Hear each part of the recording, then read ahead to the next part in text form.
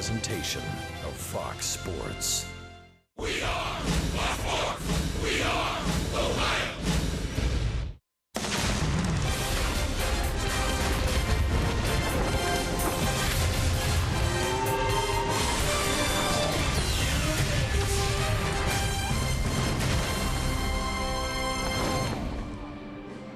Well, it may only be April, but here in St. Louis, it's a midsummer kind of day. What a beautiful day for baseball in downtown St. Louis as Fox Sports Ohio brings you Cincinnati Reds baseball. Today, it's game 2 of the 3-game set. The Reds against the St. Louis Cardinals. Hi, hello, and welcome to St. Louis, everyone. Along with the crafty left-hander Chris Welch and Jim Dale, join us a little bit later on. I'm George Grand. You know, when you come to St. Louis, you know you're going to face a lot of red. You know you're going to face a red-hot team these days. But you talk about red-hot, Chris, boy, Zach Cozart's been red-hot for the Reds. Well, you know, for a guy that missed most of the year last year with an ACL injury, there was really some concern as to how he was going to come back offensively. Were we going to see the Zach Cozart that we saw in the first couple of months of last season, or the Zach Cozart from 2014 where he really struggled at the plate? Well, just take a look at this. He's hit safely in all 6 games he's been in. The guy makes contact, almost off-the-world numbers as far as him being able to at least put the bat on the ball. And it just goes to show you when you go to the plate and you relax up there the way Cozart seems to me right now, and you use your hands to swing and let that barrel of the bat do the talking. I mean, it's so much easier. He's hitting the ball to all fields. He looks good. And right now, you know, what Brian Price thought was an experiment with him at the top of the lineup, it looks like he's there to stick for a while. You talk about letting your bat do your talking, letting your arm do your talking is the way that Brandon Finnegan has started this 2016 season. He went into Chicago and showed he's not afraid of anything. I mean, don't you just love the way this guy goes about his business? I mean, he just keeps coming after you and coming after you. I mean, he's not blessed with the best fastball in the world, but I'll tell you what, this guy has got some kind of heart, and he'll throw enough strikes to keep you honest. He likes to work up in the zone where he's got a very deceptive four-seam fastball. And he's with that changeup that he's working in there, he can be an extremely effective pitcher. Now today, he's got his hands full with Adam Wainwright. You know, he's been a Cy Young Award candidate nearly every time he takes them out. Coming off an injury last year where he missed the entire season or thereabout with an Achilles injury, he's really not back to groove right now. So just maybe the Reds are getting him at the right time. So it's Wainwright against Finnegan. A beautiful day for baseball. The Reds try to win a game on this road trip. It'd be nice to get one today here at Busch Stadium in St. Louis. A guy that looked awful right last night was Joey Votto. When we return, we'll talk baseball. We'll talk big swings. We'll talk V as in victory, Joey Votto.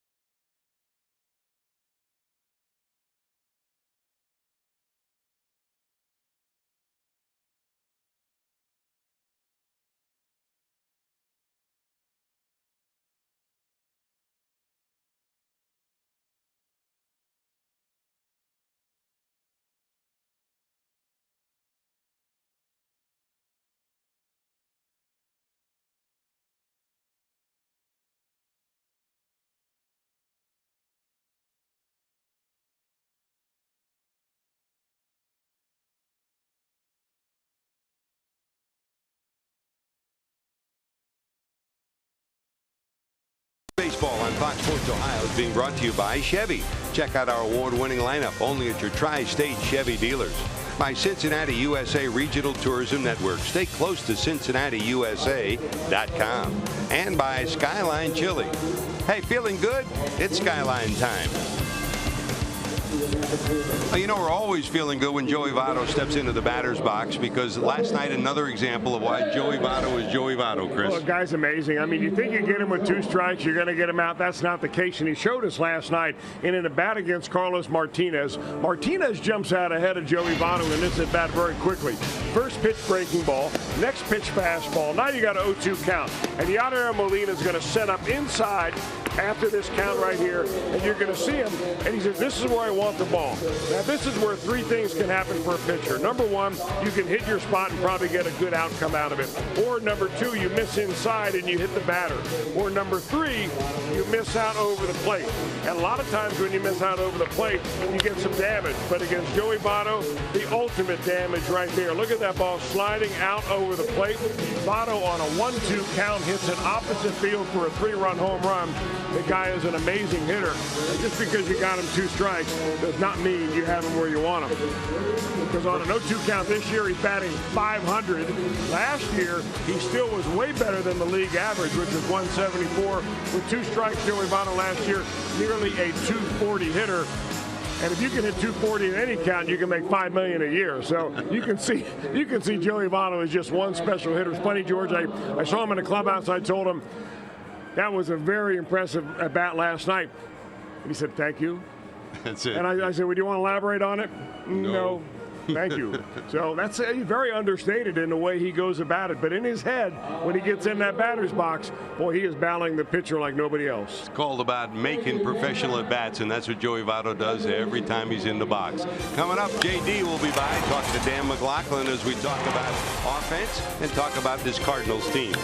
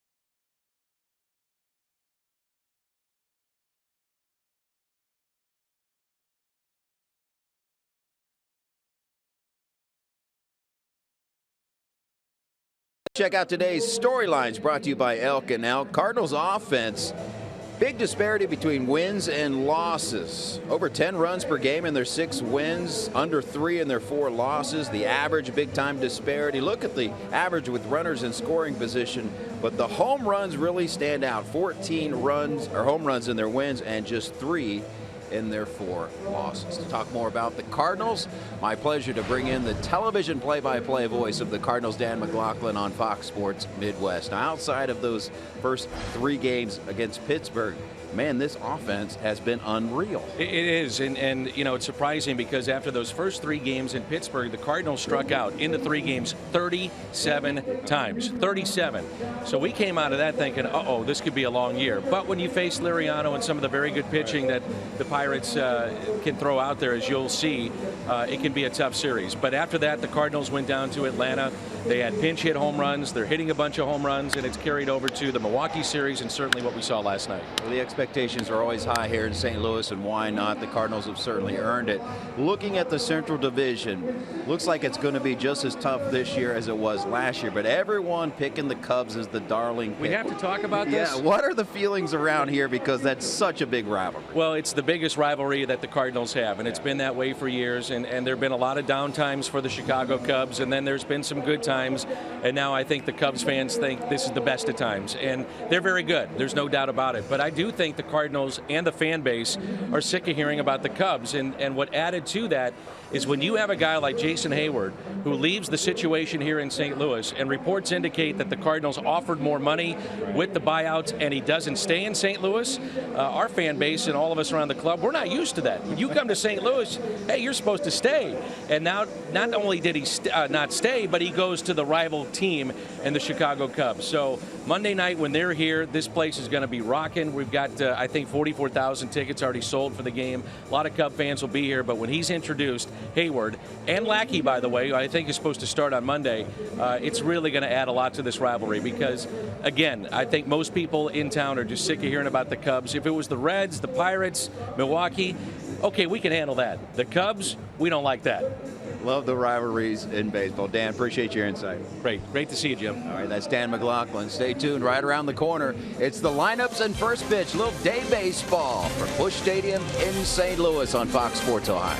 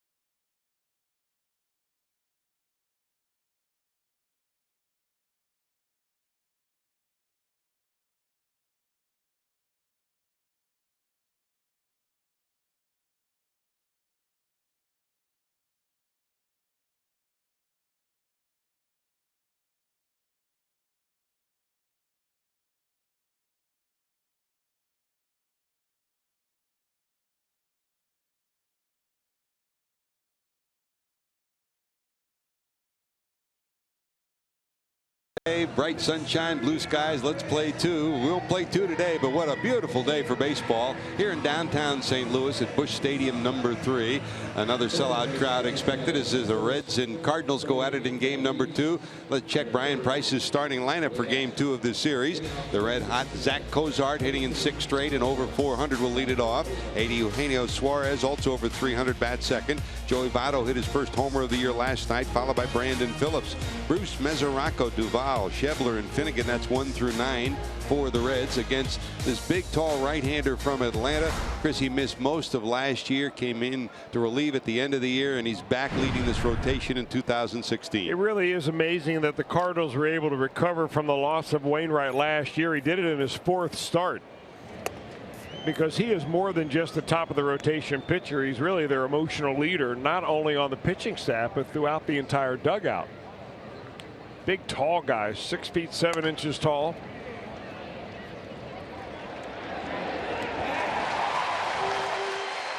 And gets some help from his defense on the first play of the game. A bouncer off the bat of Cozart behind second, and a nice play by Jerko to nail Cozart. There's one away. Let's check your forward defensive alignment for the Redbirds. These two teams uncharacteristically have started off poorly defensively. The Cardinals have 12 errors and the Reds 11 already in the year. Holiday, Grichuk, Piscotty in the outfield. Carpenter, Diaz, Jerko, and Moss across the infield. And the Gold Glover all-time, Yadi Molina behind the plate catching Wainwright. That's your forward defensive alignment. So one away, and here's Suarez at .342, 4 homers and 9 knocked in. You look at the numbers for Wainwright, and he made 4 starts last year in 2015 before he blew out that Achilles. Came back the final week of the regular season to be back in the bullpen. That's where he originally started for the Cardinals, and it gave him a chance, because I guess that's important. There's another ground ball off the bat of a Red, and a grounder to short. Diaz has it, and there's 2 away. I guess for him, and he said it yesterday, just getting back at the tail end of the season, even though he knew he couldn't start again, it made his offseason a lot easier to get ready for this year. Well, he actually pitched effectively for the Cardinals in the postseason. He went 5 1/3 innings, a very good quality baseball. But, the numbers on Wainwright, his numbers overall in his career are just astounding. I mean, twice he's won 19 games. Once he's won 20 games. He's been top 3 in the Cy Young Award voting 4 different times. Votto delivers this one to center field. It'll stay in the park, though. A good swing for Joey. By the way, Votto in his career, 8 for 19 and a homer against Wainwright. Wainwright has a 1-2-3 first. Here comes Finnegan against Carpenter when we return.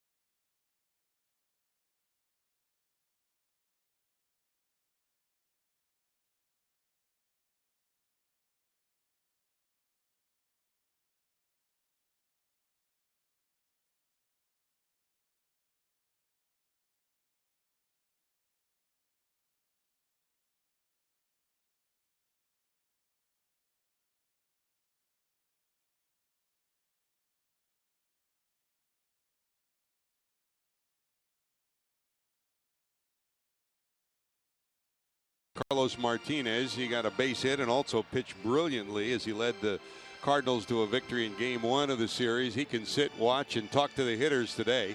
Adams and Hazelbaker both getting the day off to start. But Matt Carpenter's back in the lineup, and let's check Mike Matheny's starting lineup. Carpenter robbed of a homer by Billy Hamilton last night, but got 2 rallies started with walks his first 2 times up. Stephen Piscotty will be up all year after spending the last 2 years up and down from AAA. Matt Holliday off the schneid with 2 homers his first 2 of the year yesterday, and 1 was a tape measure shot. Randall Grichuk also homered. Yadi Molina. Brandon Moss had a pinch hit homer. Jerko hits in the number 7 spot. Diaz homered last night, and Wainwright, the pitcher, bats in the 9th spot. And here is the Reds left-hander, part of that Kansas City trade last year, Brandon Finnegan, Chris. He's making that trade look better and better every time he takes the mound. Finnegan on his 3rd start of the year, and he was nearly unhittable last time out. Went into the 8th inning, actually, before they ended up getting a hit off him, did the Cubs. 12 2/3 innings, 4 hits overall with 14 strikeouts on the season for the Reds left-hander.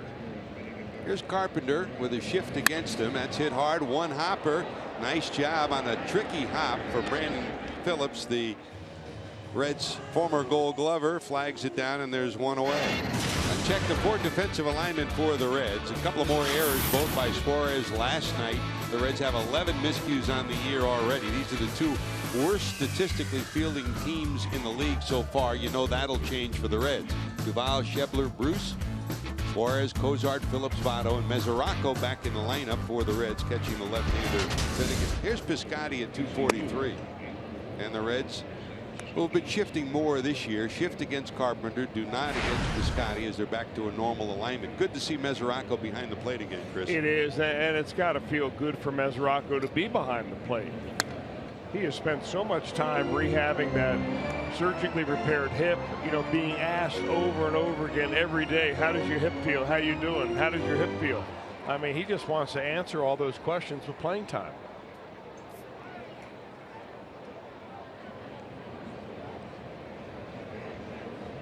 One ball, one strike to the number 2 hitter for the Redbirds. In Chicago the other day, you couldn't pitch much better than Brandon Finnegan did, Chris. And you know, we talked about it last night. You come to St. Louis, you want to quiet the crowd early. Boy, he quieted that raucous crowd in Chicago for 6+ innings. Well, that's what happens when you don't give up a hit. And I mean, he kept it very simple too. I thought it was very interesting, the game plan that he had for the Cubs, and I'm not privy to exactly what he wanted to do, but just from watching as an observer, you know, he went through the lineup the first time with fastballs and sliders, and then he saved his changeup for the 2nd and 3rd time he saw a hitter. They were very aggressive the last time he faced them, that is the Cubs. They were swinging a lot of first pitch strikes, and Finnegan found himself extremely effective throwing that 4-seam fastball right across the letters. You see the grip that he'll take before he makes his delivery, Chris. He starts with the changeup grip and then will change it once he gets to the glove. And it's the changeup that's been the pitch that's been the biggest work in progress for him. It has, and it'll only get better as time goes on. But there are days when you have it better than others, and you don't really know until you throw it a few times whether it's one of those days where it comes easily to you. So a walk to Piscotty, and here's Holiday. Boy, what a day he had yesterday. He played first yesterday. He's back to his normal left field spot today. He hit 2 home runs in the first. Carpenter walked, Hazelbaker walked, and then he hit a shot to left to make it 3-0. He followed that up with a home run in the 6th inning, his first 2 homers of the year. His average went from 188 back to 235 in one night. Big burly guy. You talk about leadership. Wainwright does it for the pitching, and this guy does it for the position players along with Molina. High fly ball down the right field line. Swung over the other way was Bruce. He has a long run. He won't get there. He was over towards right center. He had a long way to go and never did get there.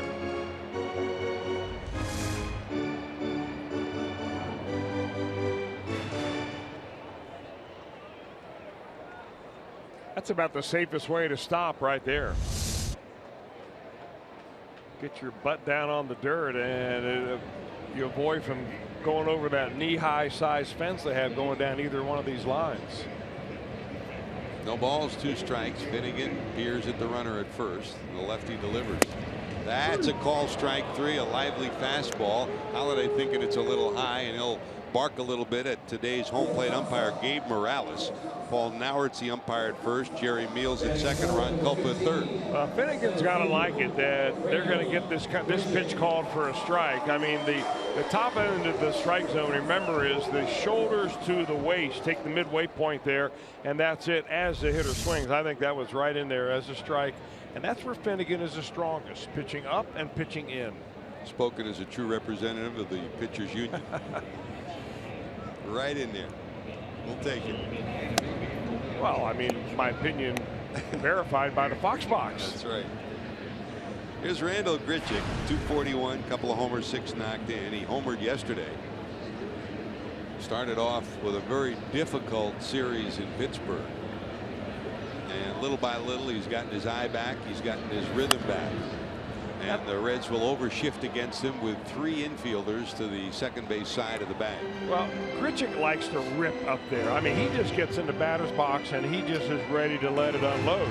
And you watch where he sets up and how flat he holds his bat at the very setup. When you've got a flat setup like that, he's telling me that he's a high ball hitter, probably a pull hitter. Look at that. Nice and flat right there. You throw it up there on him and leave it out over the plate. That's where his power is. Yeah, Chris, you saw already in these first couple of at bats that Finnegan will come inside. And when I walked back yesterday after the game, the one thing that probably gnawed at me more than anything else in a night where the Reds gave up 6 home runs was the lack of pitching inside. Finnegan is a guy who will regularly pitch inside. Well, you know, you made comment before the game that there probably won't be retaliation for 6 home runs because that's not the way they play baseball anymore. And it's right. But Finnegan, when he comes inside, isn't trying to, wake anybody up, and he's not trying to intimidate anybody. You just have to pitch inside in order to make the outside pitch effective. I just don't think that Grichuk is nearly as effective on pitches that are down in the zone and pitches that are away, especially down and away, as he is when the pitches are up and on the inner third of the plate. And the setup tells me just about all you need to know about that. 3-2, Reds still overshifted. In the dirt, that's ball 4, second walk of this inning. So the Reds continue to walk a whole bundle of folks. Well, this was the one thing about that game that Finnegan had against the Chicago Cubs, which was a little one of those things that kind of stood out. You know, he was on his way to a no-hitter, went 6 2/3 in that ball game, but he walked 5. Struck out 5, yes, but he walked 5. And in that ball game, the Cubs were being very aggressive. Well, there's Brandon Moss, who had Yadi Molina who will step in. Molina with Moss on deck. Molina, as usual, the pulse speed of this team defensively, and when he's healthy, offensively, always comes up with big hits. So far on the year, he's at 341, no homers and 6 knocked in. Perennial Gold Glover, not just a Gold Glover. He's won 8 golds, and 4 of the 5 Platinum Glove awards have gone to him. Only one year he didn't get it. Had multiple thumb injuries, and it's a nagging concern for the Cardinals as the year starts that he can stay healthy. Strike 1. Dribble down to third. It'll go foul. That's Chris Maloney in the third base coach's box. Over at first will be Bill Miller. Sure looks strange to come to St. Louis and not see Cheo Jose Oquendo in the third base box. Oquendo with knee difficulties, had serious knee surgery this spring, and he's out for the year, will not be with the club. So they moved Maloney from first to third, and Bill Miller, who was the assistant hitting coach, is now the first base coach. So a transitional month for the Cardinals on the lines. Down the left field line, long run for Duvall. Will he get there? Peering up in the sky, looking to battle the sun. He hauls it in. That was a little tougher than you might have thought, and a souvenir to boot. Here we go to the second, still scoreless.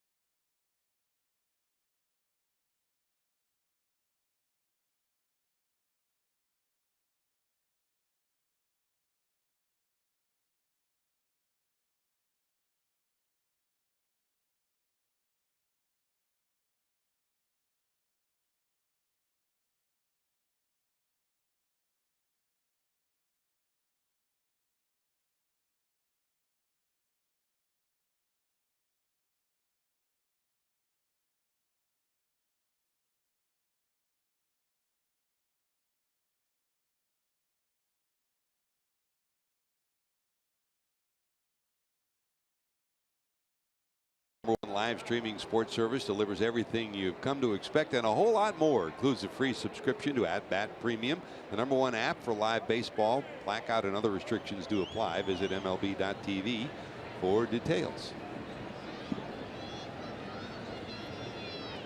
Is Brandon Phillips the leadoff, top of second. Bruce and Mesoraco to follow.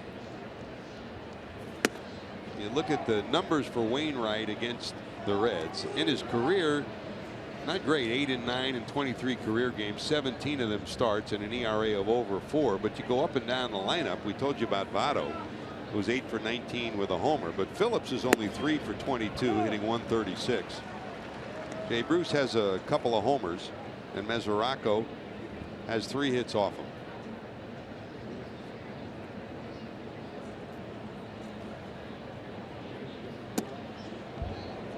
Well, the one thing about pitching against a team as many times as Wainwright has faced the Reds have a lot of core guys that have been around a long time, and they faced him over and over again. So there really aren't a lot of secrets. It all comes down to execution on the part of the pitcher and the hitter. That's the pitch, the cutter from Wainwright that comes in about 86 to 88 miles an hour that has not been all that effective for him so far this season. Now we're only in the 3rd start. Pitched a game against the Pittsburgh Pirates on opening day, his 4th consecutive opening day. And then he pitched against the Atlanta Braves, and that's the game that he was very frustrated in. He just didn't pitch all that well. He only threw 52 of 87 pitches for strikes. Normally, he's a strike throwing machine. By the way, congratulations to the Braves and the Twins. They both finally won a game last night. A rough start. That's like the Bronx cheer, George. That's the 3rd ground ball out of 4 outs so far for Wainwright. Braves now 1 and 9. The Twins 1 and 9. The Braves, obviously, you know, very much so. The talk has been they're gearing up for their new ballpark next year, their last year in downtown Atlanta. So a rebuilding year of sorts, but still 1 and 9 in Atlanta hurts. The Twins off to a sour start after having one of the best stories of the year last year in the American League for Paul Molitor. You know, like we talked about last night when he played, Chris, very seldom did he have long losing streaks, just like the Big Red Machine guys, Bench, Perez, Morgan, and the group. Well, he played long. Used to that. Yeah, but he played long enough to know and to reassure his team that it's a long season. You know, in talking to the Twins folks after last year, remember the Twins started horribly last year and then bounced back. They said the thing that impressed them the most in the last 2 years was how Paul Molitor handled everything. You really didn't know. He was a star. He's a Hall of Famer, but you didn't know as a manager, because he didn't manage in the minor leagues, how he would handle everything. And he led them in the most difficult times and got them through some tough times. In the dirt, swing and a miss by Bruce, and he's disposed of rapidly. First strikeout for Wainwright, 2 away here in the 2nd. And that'll bring up Mesoraco.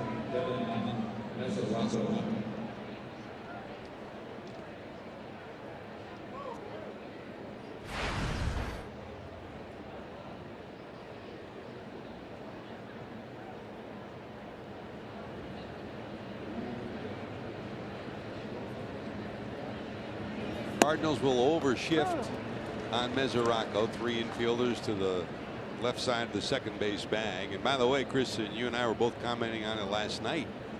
We've talked about the proliferation of shifting. It started off back about 7 years ago with about 2,000 shifts. And right now, the statistical compilation of the first week and a half, there's a line drive to center over his Grichuk. He's got it. We'll talk more about it when we return. The Reds 6 up, 6 down. Here we go to the bottom of 2. Moss will lead it off.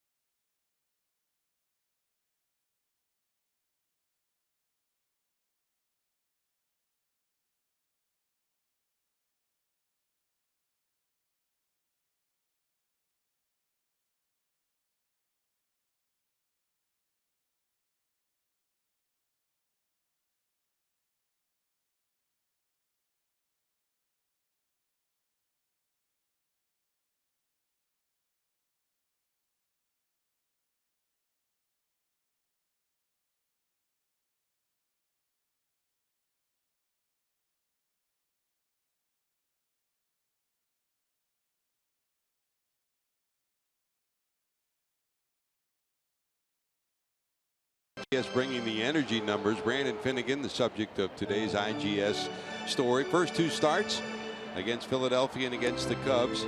Numbers on it, Chris. He's the first Red to start the season with 6+ innings pitched while allowing 3 hits or less since Jeff Austin back in 2003. Remember Jeff? I do remember Jeff Austin. Well, Brandon Finnegan is, if you get to know the guy at all, you just love him. And he's only been around the Reds for a short period of time. Had a handful of starts last year, I think 4 overall, making his 3rd start this year.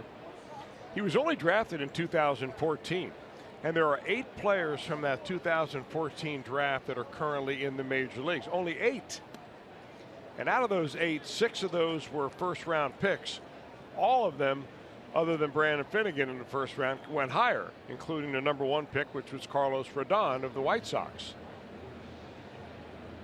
1-ball delivery, swing and a miss by Brandon Moss. Moss came in, pinch hit yesterday, and homered one of 6 home runs that the Cardinals hit. And for St. Louis, it also culminated a week and a half where the Cardinals now have 6 pinch hit home runs. Moss himself has been outstanding, 2 pinch hit home runs. Matt Adams also had 1 yesterday. They had 3 in 1 game last Friday. I mean, that's more than, and there's Moss taking what you give him with the Reds over shifting. He bangs one into left for a base hit. First hit for the Redbirds, a leadoff hitter on here in the 2nd. You know, the important thing out of this is, first of all, that's a good bit of hitting by Brandon Moss. But if you're Brandon Finnegan, do not start to question the defense. I mean, if the Reds have a shift in progress, it's because they've got statistical data that overwhelmingly shows that Brandon Moss, when he's going to put the ball on the ground, he puts it onto the right side. So don't start second guessing your defense just because a guy beats it by going the other way. Got to stick with it. So Moss is on, and here's Jerko at 176, a homer and 2 knocked in. You know, the old adage, Chris, when you played, you know, you pitch him away, play him away. In other words, pitch him to the opposite field. People will take the ball that way. The whole concept of shifting has changed that now. Well, you're right. And in that pitch, if you look back on it, you'll see that it was a fastball that was moving away from Moss. But you still have to be able to be committed to hit it to left field. When Moss starts doing that more often, he'll see fewer shifts. Reds double play depth. In the air to center field. It'll stay in the park. Scott Schebler is there. Under it, got it. And returning to first is Moss. If you're just joining us, by the way, Billy Hamilton the day off today. Schebler's in center. Duvall's in left, and Bruce is in right. Through the early part of the season, Brian Price will continue to give Hamilton days off here or there to help him take some time to strengthen that shoulder that underwent off-season surgery. Here's Diaz. Diaz homered last night as well. 2 homers, 8 knocked in, and boy, talk about a guy who has taken advantage of the opportunity that he has. The Cardinals, of course, when the year started, had expected Peralta to be their starting shortstop. He's had a couple of great offensive years, but Johnny injured his left thumb. He's out for probably at least another month. So they went out to get Ruben Tejada from the Mets. They signed him to a deal. Tejada then strained his left quad. He's on an injury rehab right now. He could be back as early as tomorrow or certainly next week. So they brought Diaz up from the minor leagues, a guy they signed for 7 years and $8 million as a Cuban defector, and boy, he's been a shot in the arm for them. Well, he has, and I'm not so sure that the Cardinals really look at Diaz as a guy who's going to nail down the shortstop position going forward. They like him a lot as a utility player. I mean, he's off to a really good run right now. He's shown you, though, he's got a quick bat, plenty of pop, but he likes to pull the ball. And if you watch him from just a scouting standpoint, you watch that front foot right here, and it's going to move this way a little bit away from home plate, and he opens up a little bit. And as long as he does that, you got to keep the ball away from him. You know, interesting, as good as Diaz was last year at Double-A and then Triple-A, at the beginning of the year, he was terrible. In fact, midseason, he was so bad that the Cardinals took him off the 40-man roster. And he did not get picked up by any other team out there. There was no claim made on Diaz. So any ball club could have had him. And then it may have been a wake-up call to him, but he just blistered the ball the rest of the season in Double-A. In Triple-A, he put up unconscious numbers. Didn't walk at all. He walked a lot. He didn't strike out at all. And now he comes up to the major leagues and he kind of picks up right where he left off at the end of last season. And he also had a visit from Cardinal Hall of Famer Ozzie Smith, who's been in his corner since he was signed. And remember, Ozzie struggled so much offensively when he first signed with San Diego and came here. By the time he finished his career, he's a pretty good offensive player. But early on, you could knock the bat out of his hands, and it was a message that Ozzie gave to Diaz that proved to be fortuitous last year. Number one, the Wizard. And you also remember that Diaz missed about 18 months because they couldn't get his birth certificates and documentation correct, so he couldn't play anywhere. So here he is in his early 20s not being able to play baseball. Off the end of the bat. He's coming in, now going back. Schebler drops the ball, and both runners will be safe. He took 2 steps in, and the ball just kept gliding over his head. It looked like it would be a bloop into center field, but it went a lot deeper than Schebler thought. Well, now he's in trouble. This shows you a little pop right here from Diaz, although that is a very catchable ball. You know, Schebler's primarily a corner outfielder. They put him out in center field because he's probably the fastest of all 3 outfielders the Reds have in the lineup today.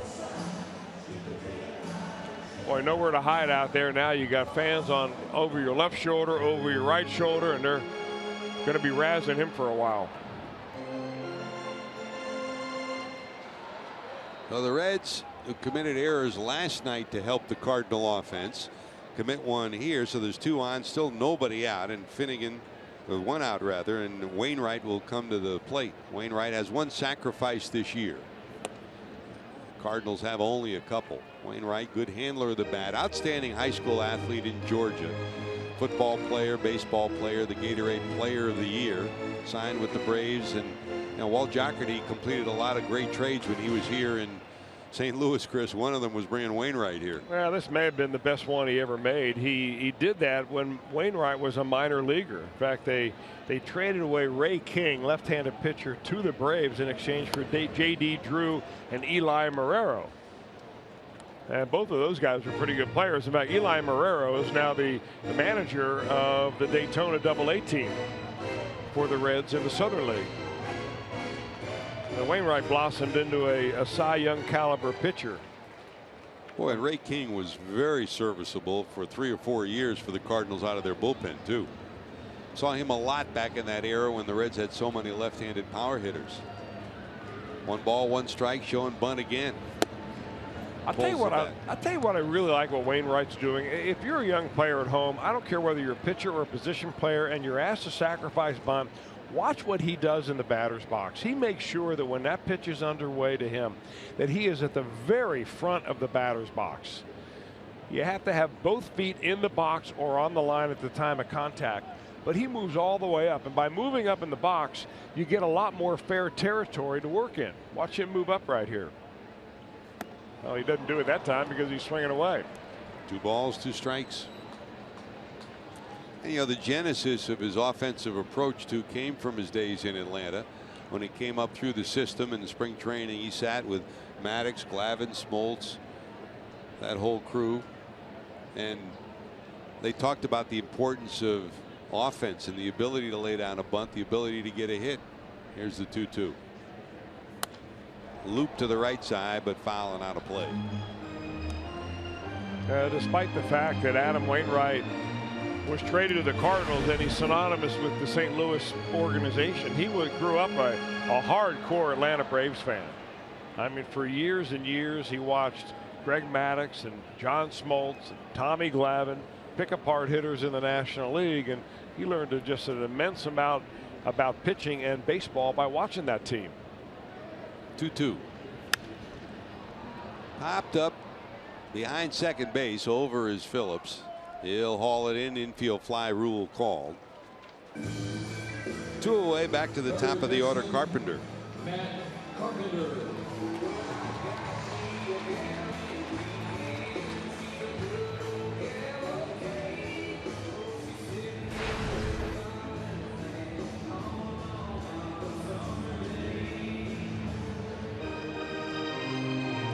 last night was probably as good an example of what a addition Matt Carpenter could be to any lineup. He was 0 for 4, and he still affected the game. He had 2 long at bats to work walks that started rallies. Came up with a key defensive play as well early. He makes you throw strikes night after night after night. Grounded out to first, robbed of a hit on a nice play by Brandon Phillips in the first inning, up for the second time. 3 of his 4 at bats last night, he wound up leading off an inning.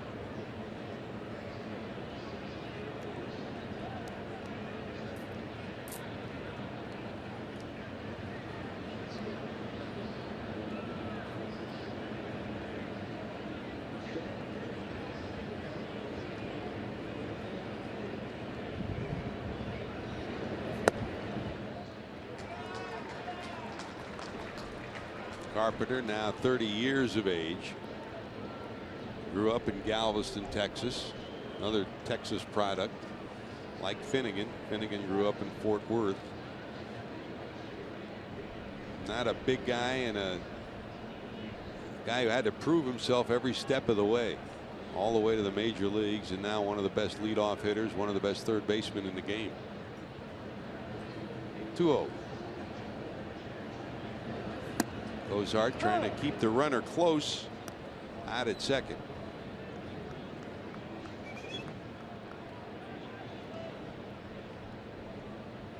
Two and one. The year comes to a conclusion, Chris. You know that Carpenter will be in that top 5 list, if not number 1, at pitches seen.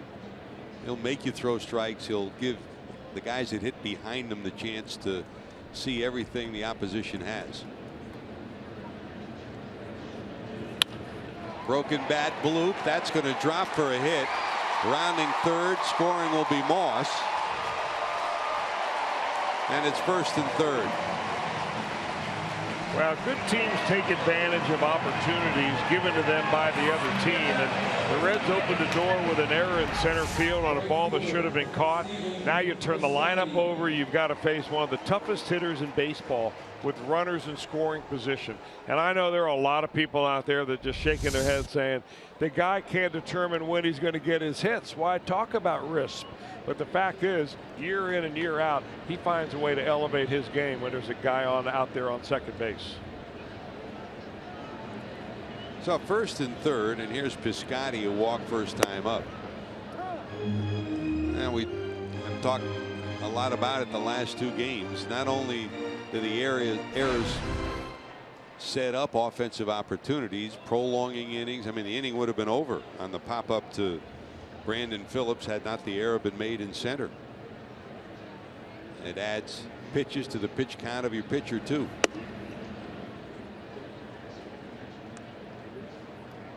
One ball, one strike.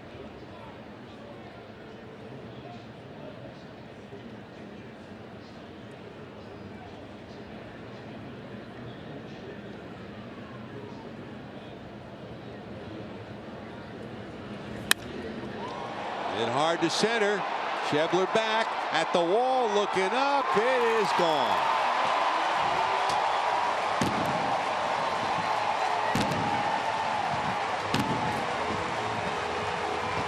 Another 3-run homer for the Cardinals in this series.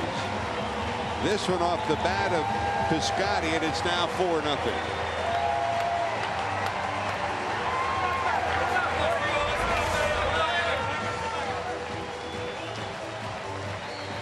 I was uncertain whether this ball was going to have enough to get out of here. It looked like he got it a little on the end of the bat. Schebler keeps going back. One thing we noticed, though, George, there was no batting practice today, but the first few fly balls that have been hit today, the ball's carrying pretty well, and Piscotty got enough of that to knock it out of here. Boy,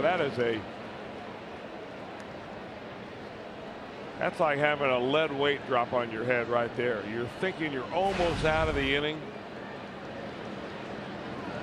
The arrow opened the door, and the Cardinals kicked it in. 431 feet worth of homer, and it's 4-0.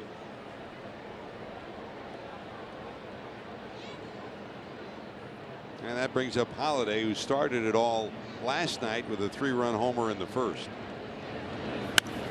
Hit hard, backhanded by Cozart. And that'll finally close the door on the second. But 7 come to the plate. The arrow opens the door for Piscotty's 3-run homer.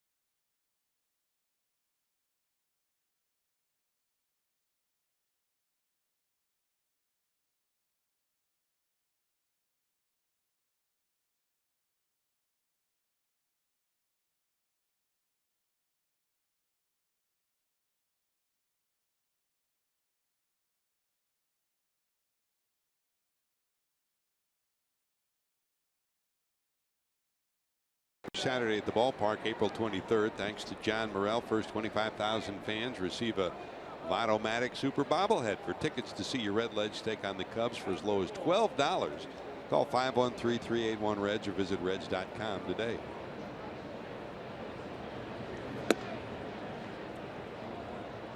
Here's Adam Duvall up for the first time. Duvall at an even 300 with no homers and no runs knocked in thus far this season.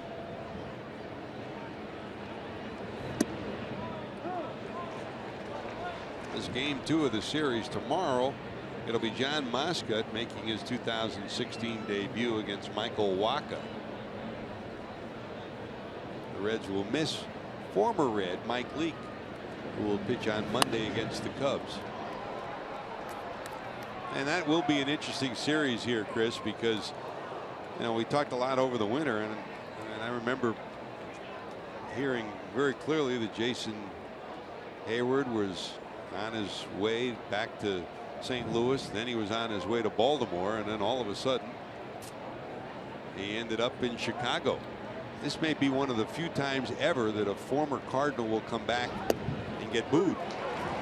Breaking ball.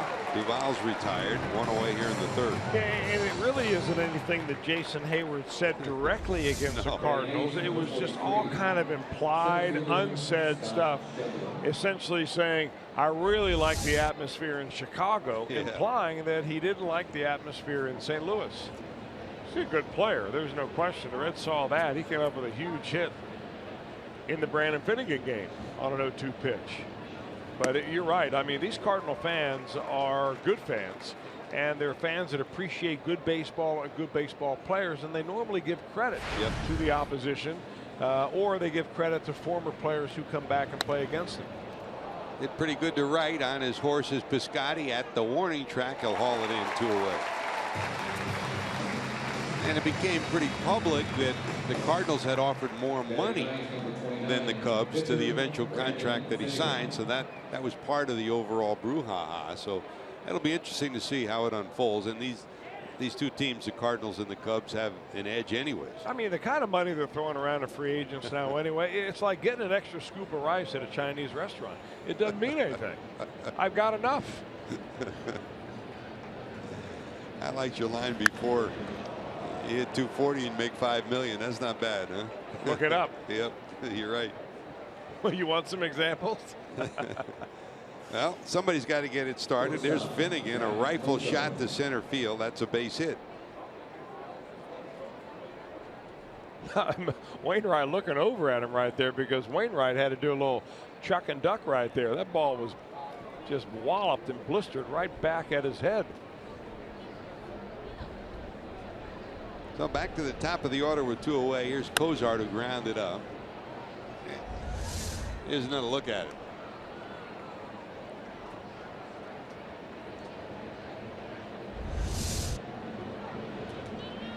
So Wainwright working from the stretch for the first time with Finnegan down at first. And the count continues for Cozart. I mean, every time he swings the bat this year, he makes contact. Not necessarily a base hit, but amazing. 41 consecutive swings of the bat where he's made contact. And he does it again, and that's a base hit to right. Well, 2 out base hits, and the Reds have 2 on for Eugenio Suarez. 42 and counting. That's just really, you can't be happier. If you're a Zach Cozart fan, you have to be so delighted as to his approach this year. It looks like he's just entirely different than he was in 2014. In 2014, he couldn't have hit that ball at all. He was pulling off the ball. He was trying to pull everything. He'd become power happy, whether he admits it or not. And I mean, it just looked like such a controlled, confident approach for him this year. Now, you talked about the conversations that you and I both have had with Jay Bruce and how it started in the offseason, and it's a approach you get to little by little, and that's what happened with Zach 2 years ago. Unhappy with his season, he reworked his swing completely. Now, you remember Chris, when Bob Boone was managing here. Booney, and we talked about Ozzie Smith.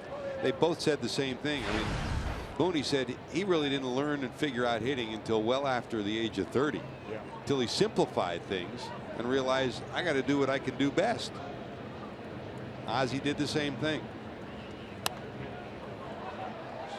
Eugenio pops it foul and out of play. Grounded to short first time up. They're not giving Suarez much in the way of a fastball to hit. He went down on a ground ball the first time up on a breaking ball. And this at bat, he's seen a curveball and 2 cutters. Molina just wants to stay out of that power zone. Does not want to make this a 1-run game by making a mistake here. Coming inside, jams him, and it's a high fly ball down the left field line. There is Holiday, and they'll haul it in. So the Reds get 2 on, nothing to show for it. To the bottom of 3, 4-0 Cardinals.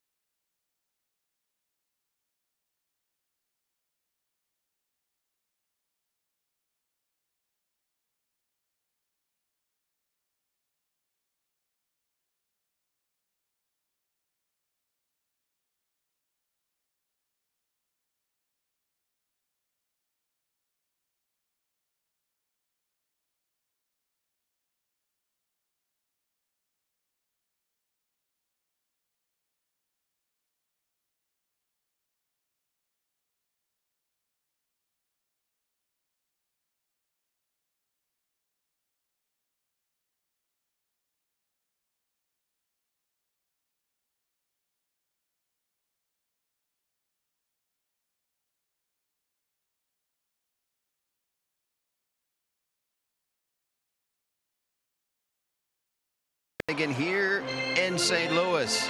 I'm Jim Day. Starter or reliever? It's a question that Brandon Finnegan's had to deal with throughout his young career. He was a reliever with the Royals, starting now for Cincinnati, and I asked manager Brian Price about his maturation process as a starter. And I think it's easy to profile a guy that's had success, and then let's not rock the boat. However, our situation is different. Kansas City was going for a World Series. We're trying to define who our best starting prospects are moving forward and who's better suited in the bullpen. So on the front end of this, we get an opportunity to allow Brandon to go out there and pitch and define his best role. And unlike other players that the Reds have drafted, in which they have a history of now drafting closers and turning them into starters, in college Brandon Finnegan was a starter, so this is not new territory for him, and if you ask him, he absolutely wants to be a starter. Hey, JD, it's good to see you downstairs without your overcoat on. You didn't like it in the sun, huh? Oh my, I was just telling the truck earlier, I've never been more glad to be roasting down here in the sun in my life. Good job, buddy. We got to get him back in his golf shirt, though. This is one of those midsummer days. Well, not quite midsummer, but if anybody deserves to work in comfort, it would be Jim Day. Here's Randal Grichuk to lead it off, bottom of 3. And back to Finnegan, Chris. You know, he probably never would have gotten the full shot in Kansas City because they're gearing up for another run for the World Series. They don't have slots open in the starting rotation. So for him, this is an opportunity that he's waited for and finally has. Well, you're right. Ball to short. And I think every young pitcher wants to be a starter. Unless you've been groomed as a reliever. A lot of pitchers have come up through, say, a big college program. They get drafted at the top of the round, and they become an immediate, you know, a closer in the minor leagues. But Finnegan, you know, why wouldn't you want to be a starter? First of all, you look at the money that they're throwing around as starters nowadays compared to relievers. And if you're Brandon Finnegan, if you're going to be a reliever, you got to ask yourself, would I be a closer? Because if you're going to be in the bullpen, that's where you want to be. If you can't be a closer in the bullpen, you want to be a starter. And that and the fact you get to play golf a few times a week between starts.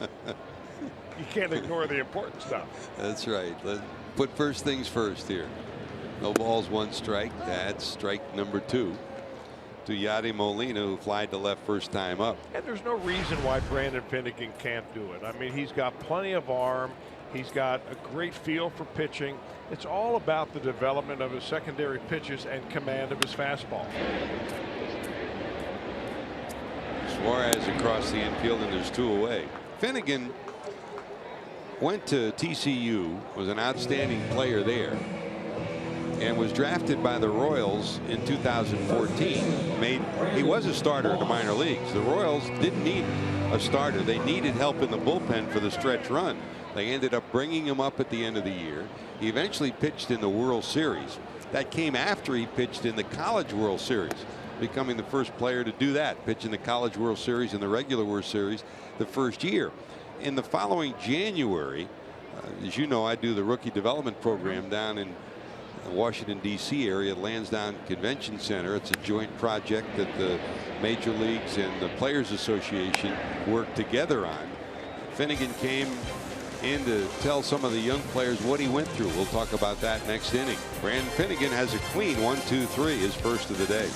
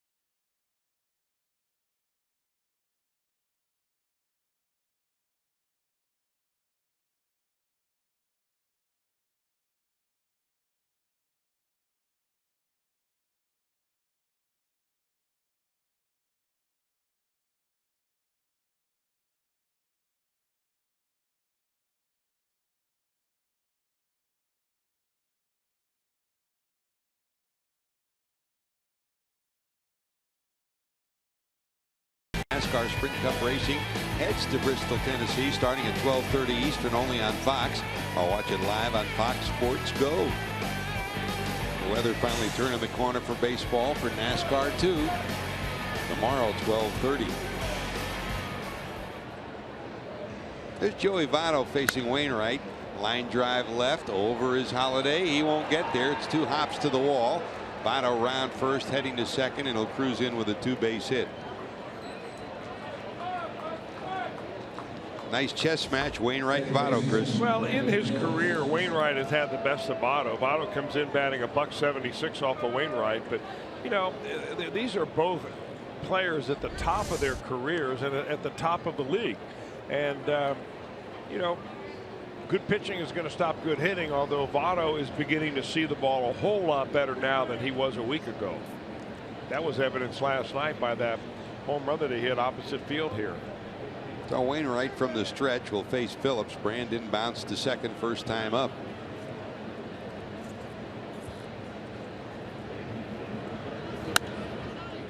Slap the other way and out of play for strike one. You know, if you're sitting at home and you're a pitching fan, watching Adam Wainwright pitch, it can really be enlightening. I mean, it's really like watching Greg Maddux at 6'7", because he pitches to both sides of the plate. Yadier Molina and Wainwright, they work seamlessly together. When Molina wants it in, he'll get it inside, not drift it out off the plate. You see, so even Molina will signal to him, that was a good spot right there. You know, the last thing you want to do is to come inside and then have that ball drift out over the dish. He did the same thing to end the inning last inning against Eugenio Suarez. 1 ball, 1 strike.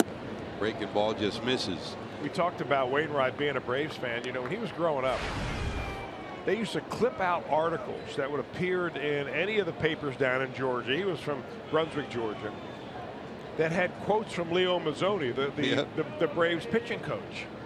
And, you know, he had a knack for saying little mottos that were kind of catchy. And one, for instance, would be, you know, be stubborn with your stuff. If you go out one day and you don't have a good fastball or a good curveball, you're stubborn with your stuff, meaning you keep throwing that pitch until it finally comes around for you. And I remember Tommy Glavine telling me that particular saying. And Wainwright had his room, the walls in his room filled with these sayings.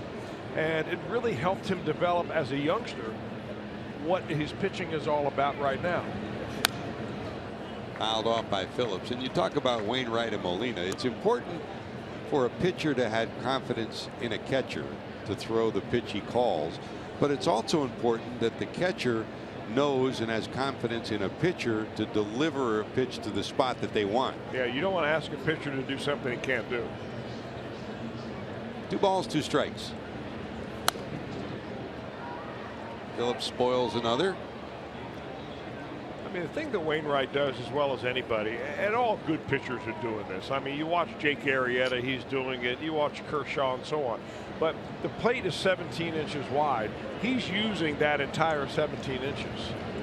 He's coming inside one time, he's going out twice. He's coming inside twice, he's going out again. Wainwright just misses up and away, so we'll go full 3 balls and 2 strikes.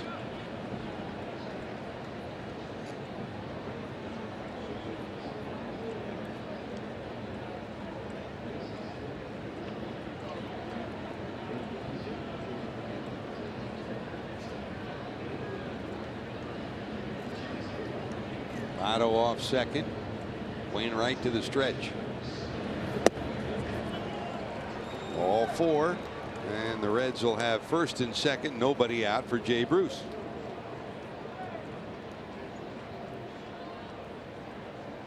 Freddie Benavides, the Reds first base coach, as usual, down in the third base box for the Reds. Billy Hatcher.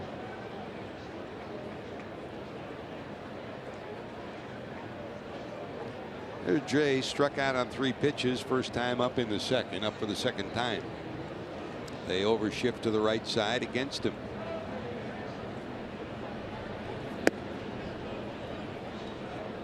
And you saw it start in spring training, Chris. This has been a year where more than we've ever seen Jay go to the left side of the infield for either bunt hits or base hits. especially when he's behind in the count. I mean, it's one thing. I want Jay Bruce, when he's in the command of the count, I want him swinging and letting it rip. But when he's down 2 strikes, I want to see him adjust a little bit. And he's using the entire field. I mean, he's going to be more productive that way. Molina goes out to talk to Wainwright after the 1-ball delivery.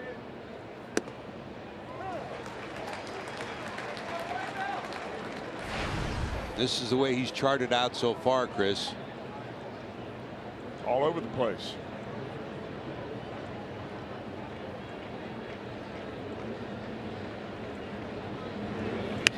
There's another. A bloop to left. Here comes Votto around third. They're going to send him.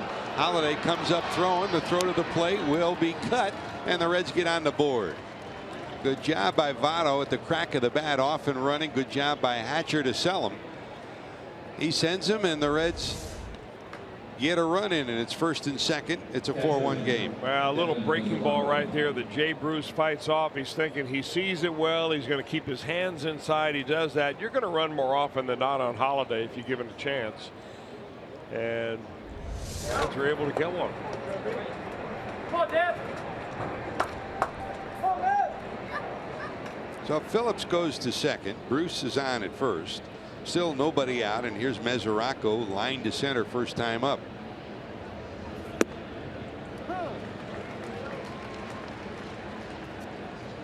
And Wainwright, I mean, every starter is the same way. You love to get in a groove and work from your windup. The Reds have gotten them into the stretch here in the 4th inning and trying to do some business. And he's pronto ahead 0-2 to Mesoraco.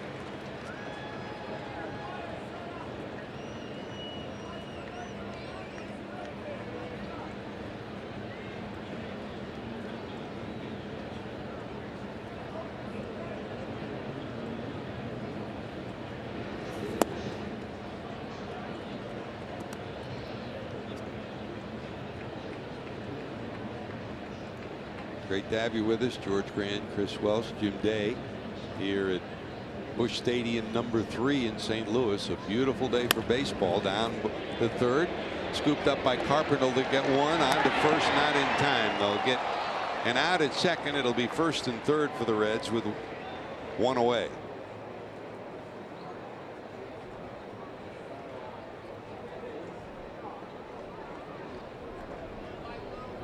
Not much Carpenter could do with that other than just get the force, and Bruce barreling in down at second base. Here comes Duvall, struck out looking first time up. Bottom of the order now. Duvall, Schebler, and Finnegan have to try to keep this inning going. Mesoraco at first, Phillips down at third. Middle of the infield double play depth for Duvall.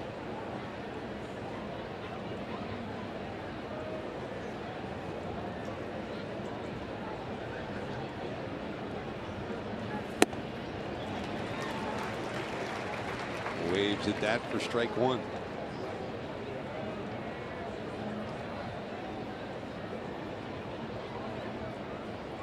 Adam now 27, the Louisville native. Originally a Giant selectee, picked up by the Reds in the Mike Leake deal. Another bouncer down to third. They'll get one. A high throw will prevent him from turning anything more than that. The Reds will get another run out of it. Hustling down the line is Duvall, and it's a 4-2 ball game. Inch by inch. Center fielder Scott. Well, Wainwright has done everything he can to get a couple of ground balls to help him get out of the inning. Unfortunately for him, and good for the Reds, the balls weren't hit very hard. You know, even with the new rule, the legitimate slide rule that they put into MLB this year, you don't want to be in the way of Devin Mesoraco coming into second base. Back-to-back slides, Mesoraco and Bruce barreling over the bag, bearing down on Jerko. And the throw high really precluded any chance to complete a double play, and Duvall hustled down the line. So here's Schebler, flied to right first time up.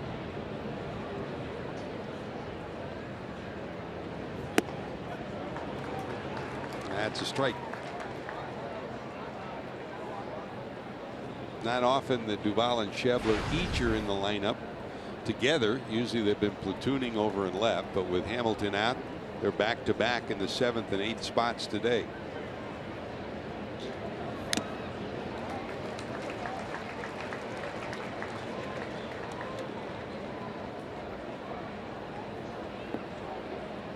And Chris, you really don't know about a player that, I mean, Duvall we knew a little bit about. He got reports from Louisville, and certainly we knew the Giants and their staff had told us a little bit about him, but we really didn't know much about Scott Schebler until he came to camp with the Reds. And you're impressed by him as a person and his energy.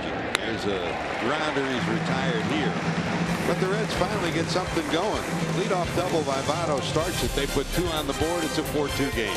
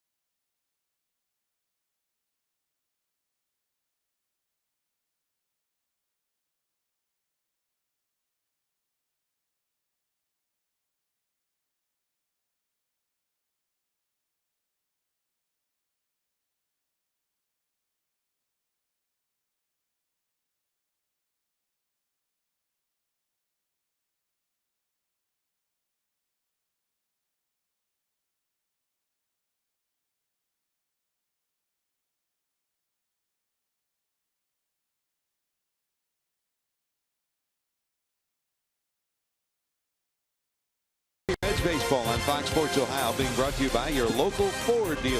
Ford, go further. And by Cincinnati Children's, ranking 3rd in the country on United States News Best Children's Hospital. Great to have you with us here in St. Louis. George Grant, Chris Welsh, and Jim Day. And as usual, down in the truck, Josh Hall, our producer, Roy Alfers, our director. Kevin Penowitz on the trip with us, this part of the trip. And Lauren White styling up some graphics for us as well. And of course, the guys back in the studios in Cincinnati will be filling you in later on with an update. And of course, the post-game show. Jeff Pecoro, Ryan Giesenslaw, Kent Dreamweaver, Ron Millenor, the whole crew keeping you up to date on the Reds after a week of on the road. The Reds will head home this weekend. After this weekend, the Rockies and Cubs will be coming to town. There's Jerko to lead it off in the bottom of 4. Jerko, Diaz, and Wainwright due up.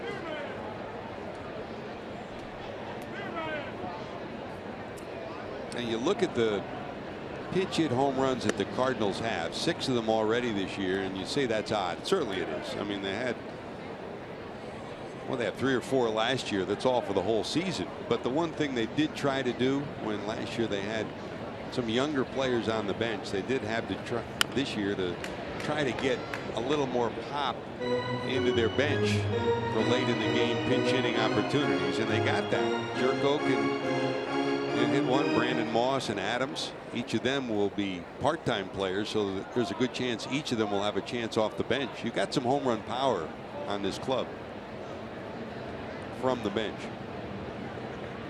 Jerko fly to center first time up.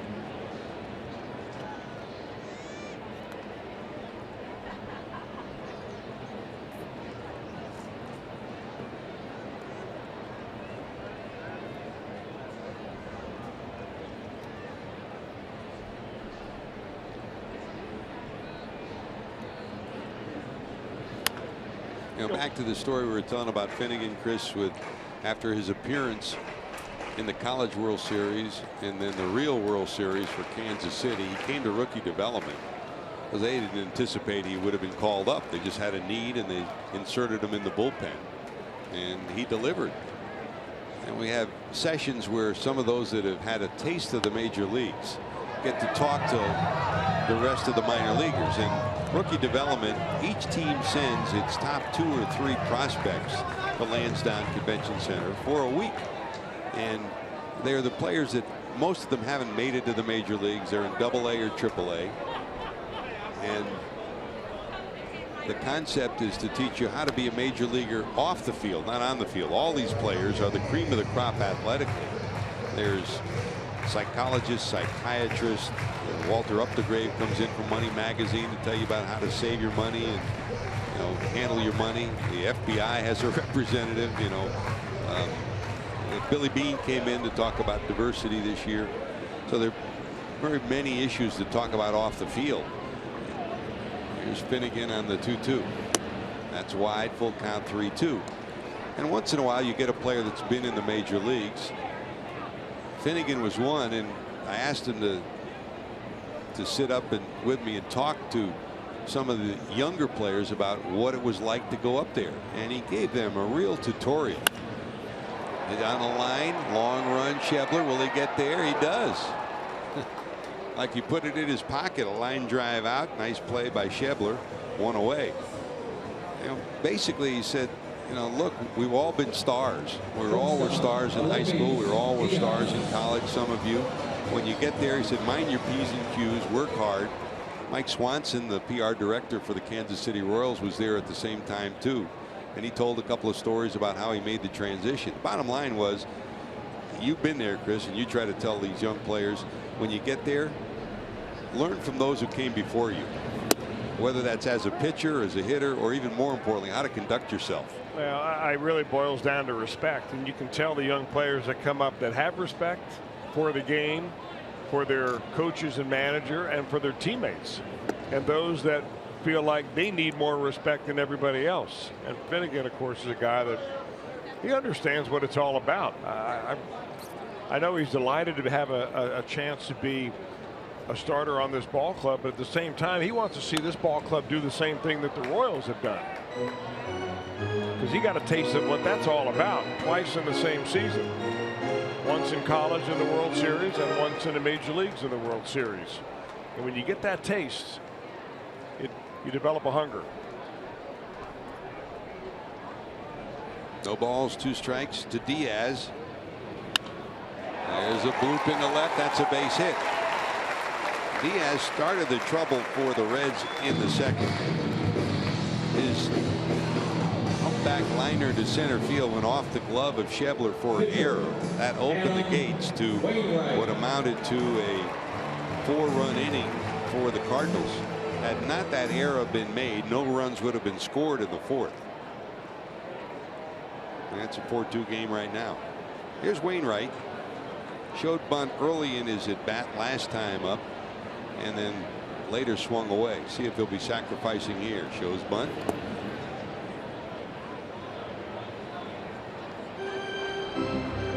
Mike Matheny in his 5th year as the manager here. He played for Tony La Russa, and he'll do a lot of the things that Tony used to do, Chris. He'll put a bunt on, take it off, then he'll hit and run with his pitcher often. Not odd to see him do that. Well, if you have a pitcher that can handle the bat, and they have one there in Wainwright.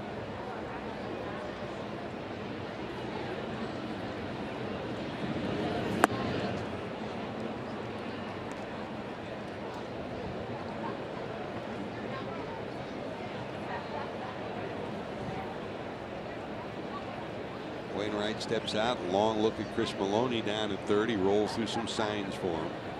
1 ball, 1 strike.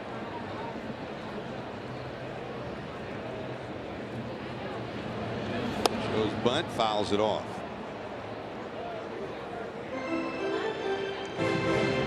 Hey, Reds fans, if you can't watch the games on TV, you can now stream Reds games live on your mobile device.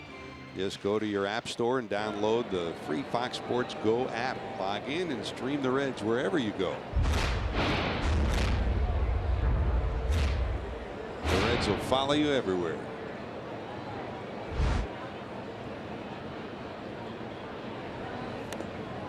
A 2-strike bunt attempt fouled off, and that's strike 3 for Finnegan. That's his second strikeout of the afternoon. Now 2 away, runner at first, back to the top of the order, Carpenter. George, you want to send along our condolences and our sincere sympathy to the family of Karen Forgus, who lost her dad recently. He's one of the biggest Reds fans ever, Bob Kraft, and he watched games night after night after night, and so we send our condolences and our well wishes to Karen and her family, and the loss of a great Reds fan and a dad. Our love to the family. Her dad was a big baseball fan, Chris. She would usually, when he was at the ballpark, she'd bring him up to say hello to us, come to the booth, and I don't know that there was a better Reds fan anywhere than Karen's dad. And she certainly garnered a lot of her love of the game from her dad. Our condolences to the whole family. That misses down and in. You know, we were talking about it last night, you and your dad, and me too. You know, we learned so much from our dads, and the great part of that story is that lives on with us. You know, those moments of sitting at the ballpark, you still flash back, even though our moms and our dads aren't with us. Sure does.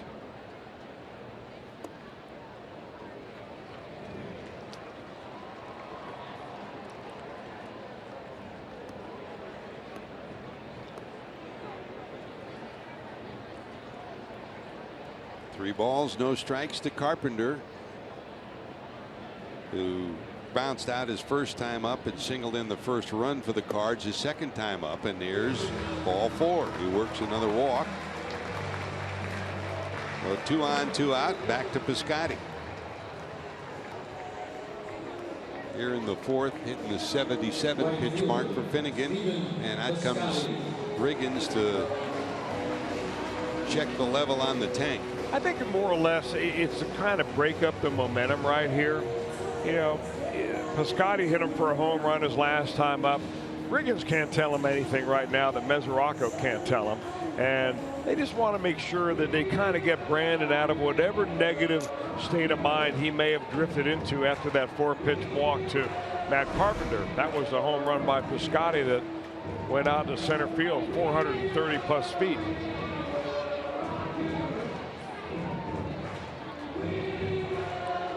Mark Riggins, the Reds pitching coach, after spending time in the Reds minor league organization the last few years. Before that, he spent 29 years here in the Cardinal organization.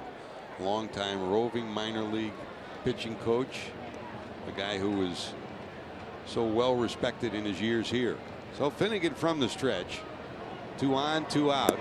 Piscotty, last time up, drilled a 431-foot homer to center to make it 4-0.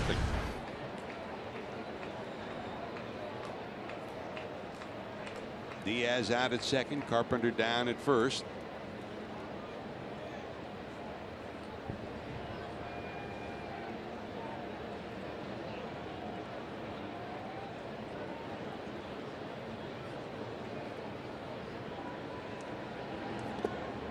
Good block by Mesoraco.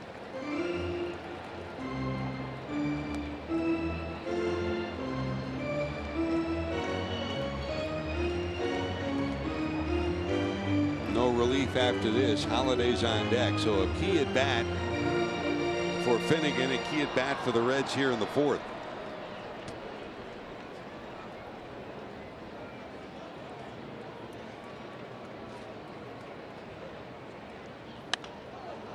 That's fouled on the right field line and out of play.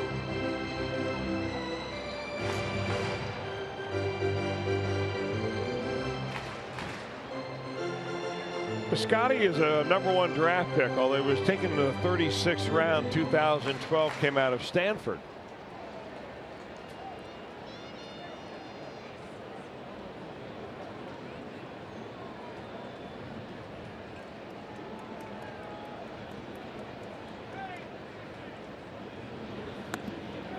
Tried to check it, fouled off. And the count 2-2.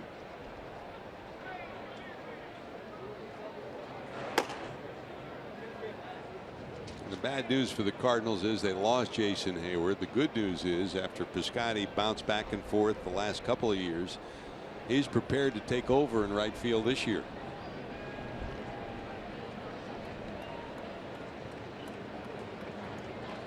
Two. Ripped, caught. Boy, that saved one, maybe 2 runs. Nice job by the third baseman Eugenio Suarez, and Finnegan says thank you very much. A 2-run saver from Suarez.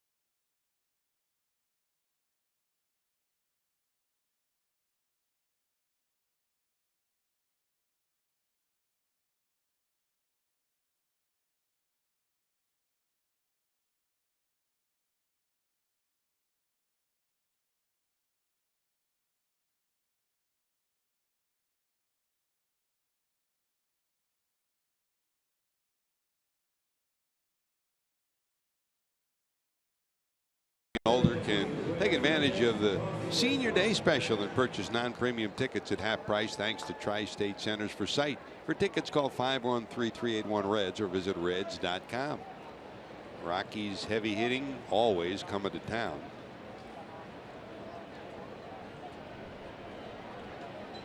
Here's Wainwright. He'll face Finnegan as we head to the top of the 5th in a 4-2 ball game. Hit hard. That's a fair ball. Into the right field corner. Rounding first, going to second will be Finnegan, and he'll cruise in. How about this? Brandon Finnegan pitching pretty good and 2 for 2 at the plate, a single, and now this double. I mean, these weren't blue pits either. He nearly took the head right off of Adam Wainwright the first time up. This time right inside the first base bag.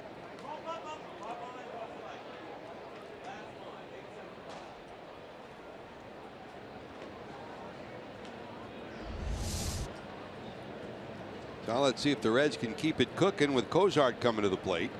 Zach bounced out in single, 1 for 2, shows bunt. Up high for a ball. Well, if the Reds are looking for a replacement for Mike Leake, they may have found exactly what they need in Brandon Finnegan. Yeah.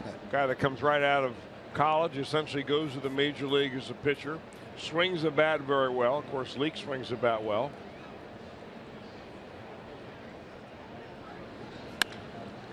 Sliced right center field, long run. Grichuk, he won't get there. Here's Finnegan. He'll round third, he'll score, and Cozart will hang at second. Another 2-hit game for Zach Cozart.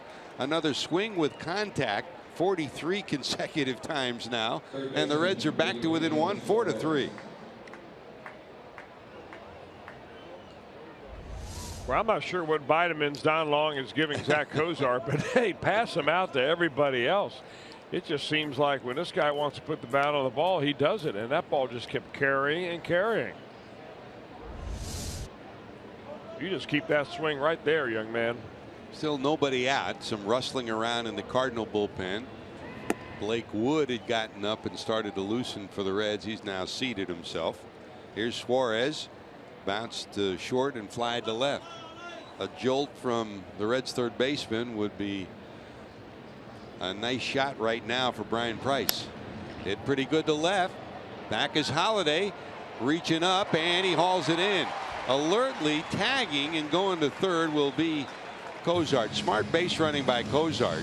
I mean, he knew if it goes over his head, he's going to score easily. He tags and gets to third. I think he probably read that as Holliday being able to catch that ball all the way off the bat. Holliday really wasn't sprinting for it.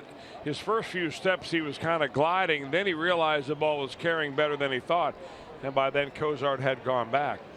That's the way you're taught to do it as a runner. If you know it's a can of corn, go back and catch and tag up. If you think it's got a chance to fall in, go halfway. That way you will definitely be able to score. So now with only one out and a runner sitting at third, a lot easier to get a run in from a couple of standpoints. First of all, the Redbirds will probably bring the infield in. And with Votto coming to the plate, that turns a 300 hitter into a 400 hitter. Here's Joey, fly to center and then double to left. Fouled at the plate for strike one. Now the Reds trying to claw their way back into this one, trailing at 1 point, 4-0. They're now down only 4-3 with their best hitter at the plate. Getting this run in right here would go a long, long way to making this ball club feel a whole lot better about itself.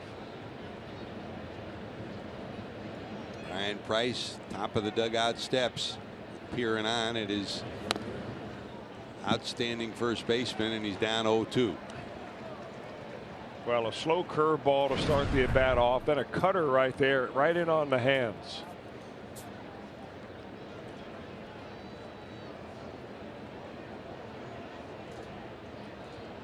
Votto goes into choke-up mode. Yep.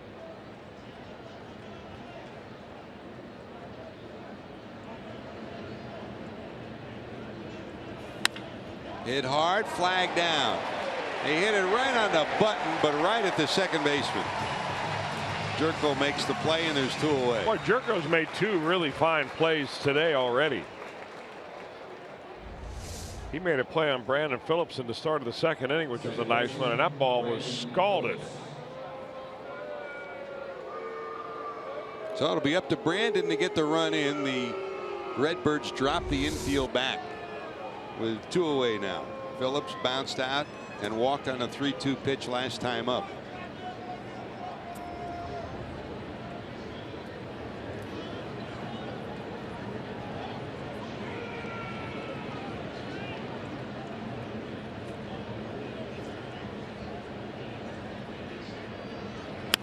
Rip, that is a fair ball. That'll get the run in. Brandon around first, heading to second.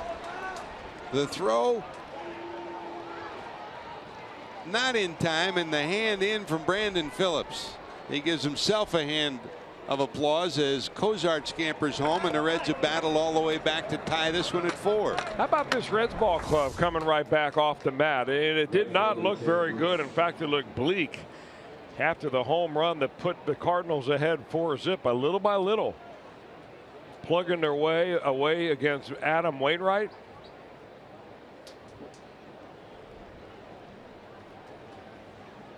Here comes Derek Lilliquist, the pitching coach for the Cardinals, to at the very least slow things down. There's still nobody up in the bullpen throwing. A couple of guys stretching, but nobody in the Cardinal bullpen throwing. And this has been the way the season has started for Wainwright too, Chris. He has not been at the top of his game. I think more than anything, when we watch him, he's located some pitches, but he's leaving some up today. That's the biggest thing, and I know that it hasn't gone the way they wanted to. You know, the last time out against the Atlanta Braves, not all that much of an offensive juggernaut. He gave up, 5 hits and 5 runs. Make it 6 hits and 5 runs. Well, here's Jay. Bruce struck out and singled in the Reds' first run last inning. Then he tweeted after that ball game, assuring Cardinal fans that he will right the ship. Interesting, his Twitter handle is Uncle Charlie 50 as a tribute to that curveball. Strike 1 to Bruce. Missing down and in. They'll overshift on Jay. His base hit last time was through past the shift the other way to left field. He hit a soft liner to left field to knock in the run. He does the same thing here, and the Reds will take the lead.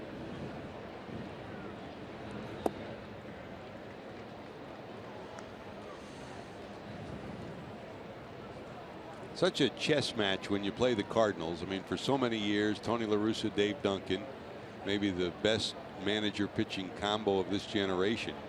Duncan, a brilliant pitching coach, always working the count, working the players, working their pitchers. And you added to that mix Yadi Molina. I mean, you had 3 professors. And Matheny is out of the same mold because he was a Cardinal catcher. You put Molina back there. It's like having a manager and a pitching coach behind the plate calling signals. 2 balls, 2 strikes. Hit hard. Did he hold on? Yes, he did. Great play by the first baseman Moss. That saved a run. But the Reds have battled back to tie it. We're tied at 4 going to the bottom of 5.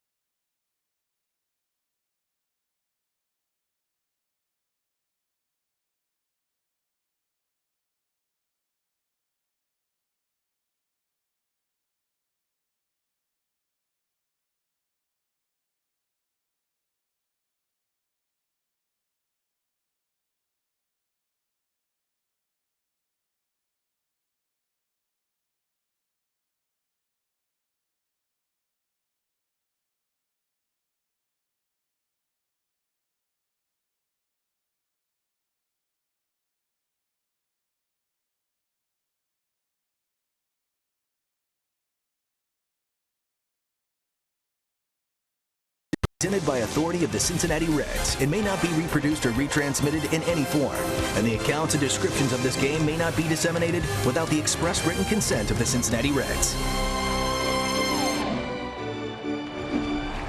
Hey, just a reminder, you should enjoy a cold one to look forward to Miller Time later in today's game, brought to you by Miller Lite. Good day for a cold beverage of any kind here at Busch Stadium in St. Louis. Got a pretty good one going. The Reds and Cardinals knotted at 4. 4 runs, 7 hits for the Reds. 4 runs, 4 hits for the St. Louis Cardinals. Here's Halladay, 0 for 2, 2 strikeouts.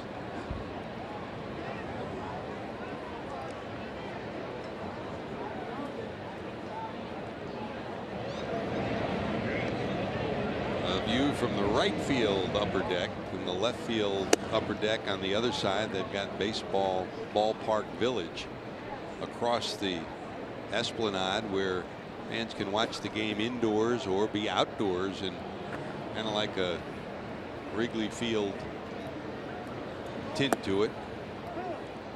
Okay, Chris, we're back again. More changes at Wrigley Field. How do you evaluate what they've done there so far? You know, on the field, you really can't tell. The clubhouse, spectacular, but the common fan is never going to get a chance to get into the Cubs clubhouse to see it. Center field, Schebler there. And Holladay's 0 for 3. I'll tell you, if I'm a Cubs fan, I like the changes that they made on the field. I mean, the free agent signings that they had. They brought John Lackey over from the Cardinals. Outstanding player, obviously. Good pitcher again. He pitched the same game he always does against the Reds and ended up getting a win in that one. Jason Hayward's a nice acquisition, obviously. Their bullpen looks strong, although they were never really tested in the series against the Reds. I like the fact that they've got 2 switch hitters in the first 4 hitters in the lineup. It gives Joe Madden a lot of versatility and a tough lineup to pitch to.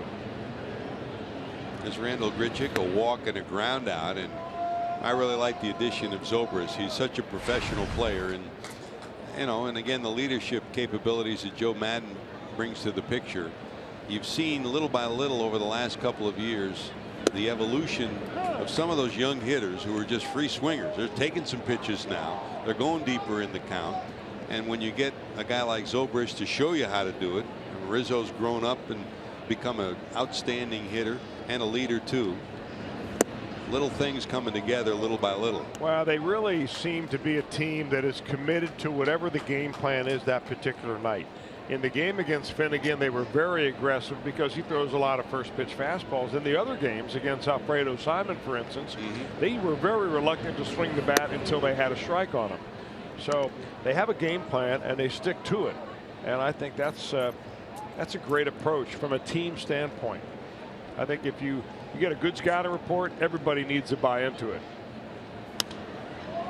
High fly ball into short left field. Back is Cozart, who's going to take charge. Zach Will got it 2 away. And how about Brandon Finnegan? He had that one little hiccup in the second, which was aided by the error where he gave up 4 runs, but Chris wiped that out, and you take away the error and there would have been no runs scored in the inning. So his report card so far for you. Well, I mean, for what he's done today and what he's done on top of the first 2 starts of the year, the guy is at the top of the class. There's Molina, flied out, bounced out 0 for 2. It's funny how this game goes. In the second inning for the Cardinals, had not Schebler dropped the fly ball in center field, no runs would have been scored. After the error was committed, there was a pop-up by Wainwright that would have ended the inning, and the single and the home run followed, and 4 runs crossed the plate. On the other hand, 2 outstanding defensive plays by the Cardinals in the 5th inning prevented the Reds from not just tying the game. The Reds could have had at least 2 more runs, could still be hitting right now. The play with the infield pulled in by Jerko that robbed Votto of a hit, and the diving stop by Moss that robbed Bruce of at least 1, maybe 2 bases. That's baseball. 3 balls, no strikes to Molina. Green light, swing and a miss, 3-1. Blake Wood is back warming up for the Reds in the bullpen.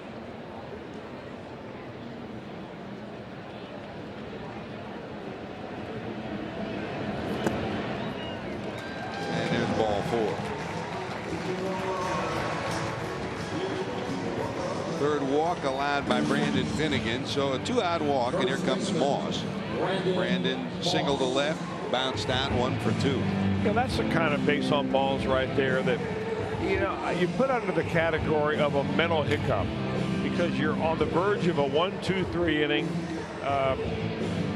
You've been running the bases. I know that he's a young guy. I mean, at 23 years old, he just turned 23 the other day on Thursday. So he's got plenty of energy, but still in all, you're making it much more difficult on yourself than you have to by giving a free pass to Yadier Molina. When all else fails, throw the ball on the outer part of the plate, make him hit the ball the other way. Chances are he's not going out of the ballpark opposite field.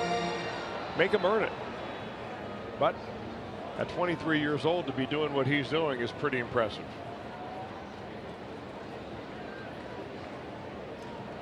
So Molina down at first with 2 away, and here's Moss. That's a foul ball down the first baseline for strike 1. Jerko is on deck. 4 runs, 7 hits for the Reds. 4 runs, 4 hits for the Cardinals. Redbirds led at 1.40. The Reds battle back with 2 in the 4th, 2 in the 5th, and we're knotted. Broken bat, but against the shift, there's Brandon. Here's one where the shift took 1 away from the Cardinals and puts 1 in the pocket of Brandon Finnegan. 1 runner stranded. We're still tied at 4. Here comes Mesoraco.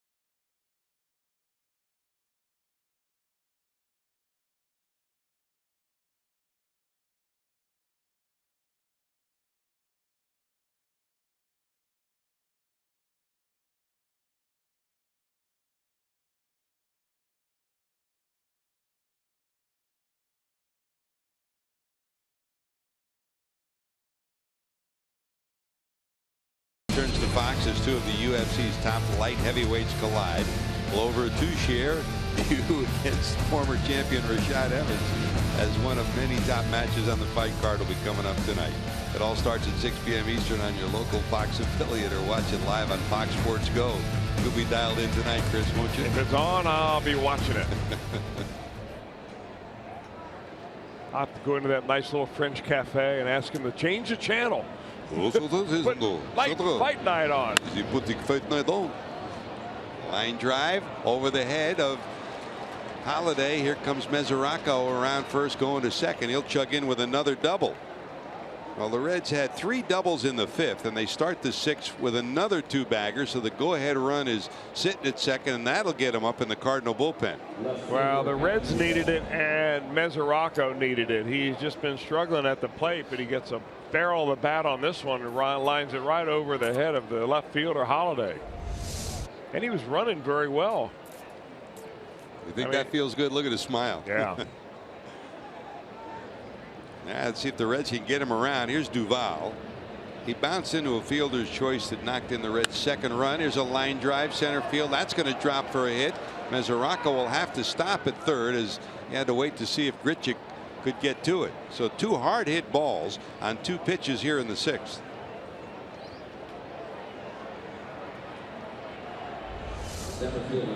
And they're not wasting very much time at all either. This is where Wainwright has been giving it up so far this year. When he's in the strike zone, some of those pitches have become very hittable, and that's a good swing by Duvall, taking it the other way. Well, here's Scott Schebler, flied to right, bounced to second, 0 for 2. Seth Maness is warming up in the Cardinal bullpen. A very reliable bullpen that the Redbirds have. From the stretch is Wainwright. Off the hands. Jerko will knock it down. He'll get 1 out, but the Reds will get a run in. That gets a run in, and the Reds lead it 5-4 for the first time today. Nice play by Jerko just to get to that ball. It was hit sharply by Schebler. Good news is that you got the run in, you get an out, but the out's at first base, so now you still have a runner at second.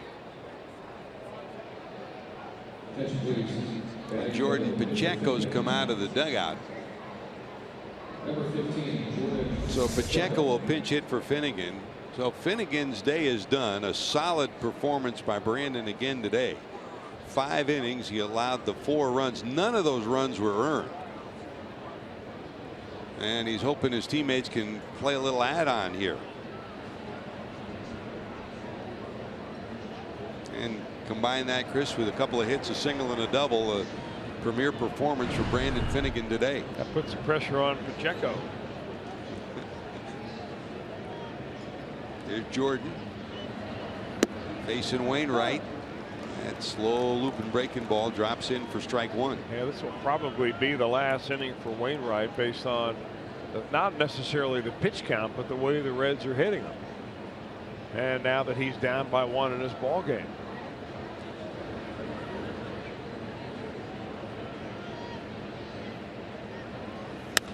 That's lined into right. That'll be dropping for a hit. Here comes the runner around third, but holding there will be Duvall, and it'll be first and third. He held up twice, once to see if the right fielder Piscotty could catch it, and then after he wheeled around third, Billy Hatcher just about tackled him to slow him up to make sure that he didn't try to score. Well, the Cardinals have made so many superlative defensive plays right here that they've really kept the Reds from kind of blowing this game open. And I was afraid that was going to be yet another one just beyond and off the edge of the glove there by Piscotty. Well, that'll be it for Wainwright. He exits, and while the pitching change takes place, we'll take time out for these messages. You're watching Reds baseball on Fox Sports Ohio. Time for our Skyline Chili call to the bullpen.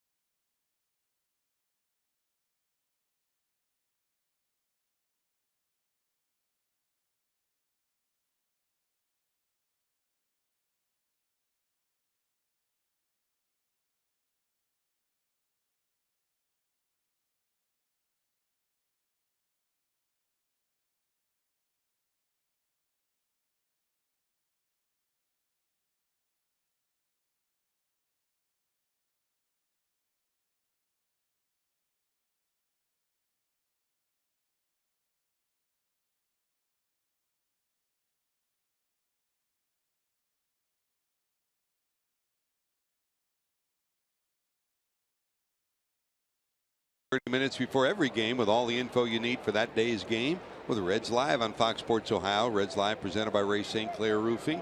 And don't forget our post-game show coming up with Jeff Pecora and Brian Giesenslaw coming your way.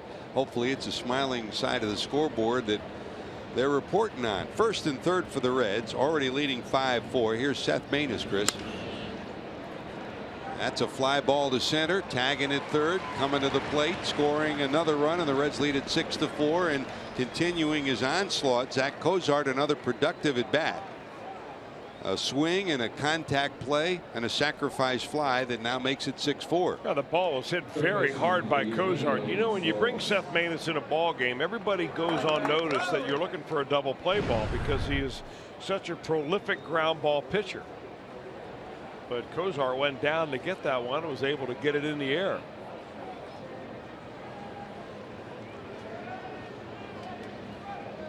From the stretch is Maness. The runner still on first. So now 2 away, runner on first. That's the first time in this series that the Reds are leading, Chris. But, you know, we've been here a lot over the years, and in recent years it's been few and far between to get any kind of offensive juggernaut going. Well, Cardinal pitching is essentially shut down Reds hitting. So this is the first time in 11 meetings between these two ball clubs that the Reds have scored more than 3 runs. Wow. Talk about taking the that's amazing. Put the pressure on your pitching staff. And in the bullpen now, the lefty Kevin Sechrist is loosening. That's with Votto sitting. There's a line shot to left by Suarez towards the corner. That's going to be a fair ball. Rounding third, coming to the plate. Here comes the throw. The throw to the plate will be late, and the Reds put another on. Pacheco scores, and it's now 7-4 Cincinnati. And Eugenio Suarez delivers with his first run batted into the game, his 10th of the year, and the Reds lead at 7-4. That run charged against Wainwright. Well, they're not wasting a lot of time with Seth Maness up there, and look where his pitches are. Above the knee, you're not going to get balls hit on the ground when you get it above that kneecap. And Suarez, who has been due for a good swing in this ball game, rips it.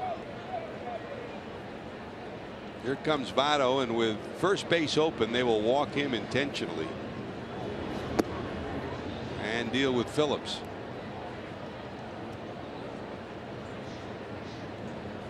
So they had gotten Sechrist up in case they needed him against Votto, and now Sechrist has stopped throwing with the base open. Mike Matheny won't even take a chance. Smart move on the manager. All 7 of those runs charged to the ledger of Adam Wainwright. 5 1/3, 10 hits, 7 runs allowed. Votto takes the pass.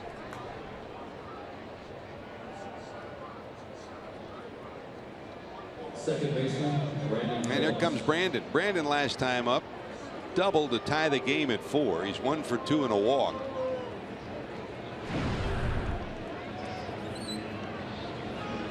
Phillips 4 for 8, 500 in his career against this right-handed reliever.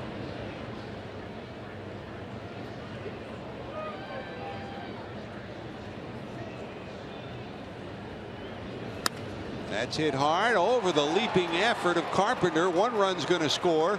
Rounding second, going to third will be Votto. He'll stop there, and it's back-to-back doubles for Phillips. And Votto slips and dives back to the bag. Is he okay? Appears to be all right. But Brandon delivers his second consecutive double, and the Reds play add-on, lead at 8-4. I mean, they're not even taking any pitches off of Maness. They're expecting strikes, getting strikes. They're hittable strikes. And these balls are struck hard. I mean, even the sacrifice fly was a line drive to center field out by Zach Cozart for the second out of the inning. And I got to figure the Cardinals just simply stunned by this 4 spot the Reds have dropped on them here in the 6th.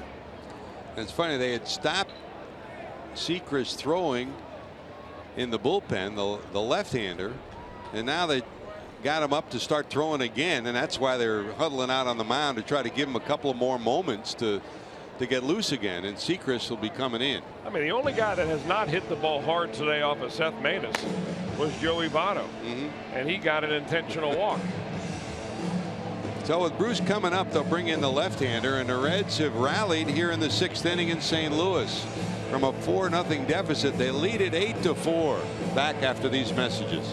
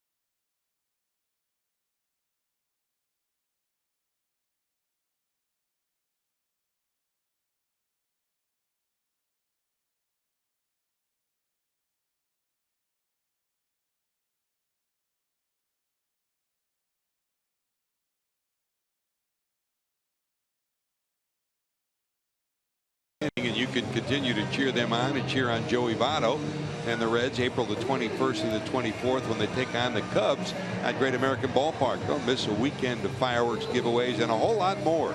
Get your tickets for as low as $12 by calling 513-38-RUN-REDS or visiting reds.com. Now the old Grady Little line that Jerry Narron brought to Cincinnati, Chris, keep the line moving. The Reds have done it here in the 6th. Here's the 9th batter to come to the plate. The left-hander Kevin Sechrist will face Jay Bruce. You mentioned that he was up earlier in the inning, George, and they left him. They essentially had him sit and gave the inning to Maness. I wonder if Mike Matheny may have some second thoughts about that. That's a pop-up by Bruce. That'll end the inning, but the Reds send 9 to the plate. They've turned a 4-0 deficit to an 8-4 lead.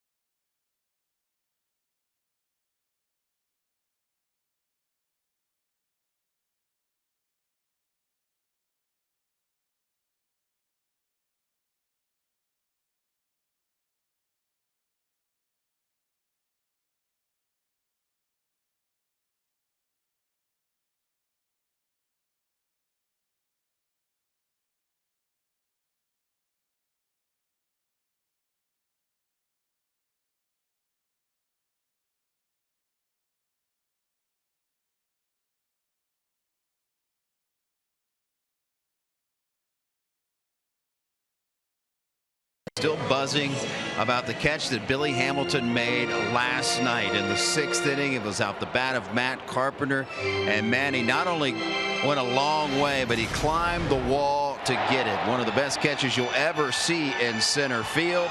We've seen great defense from number 6. I asked Billy before the game, where do you rank that catch in your young career?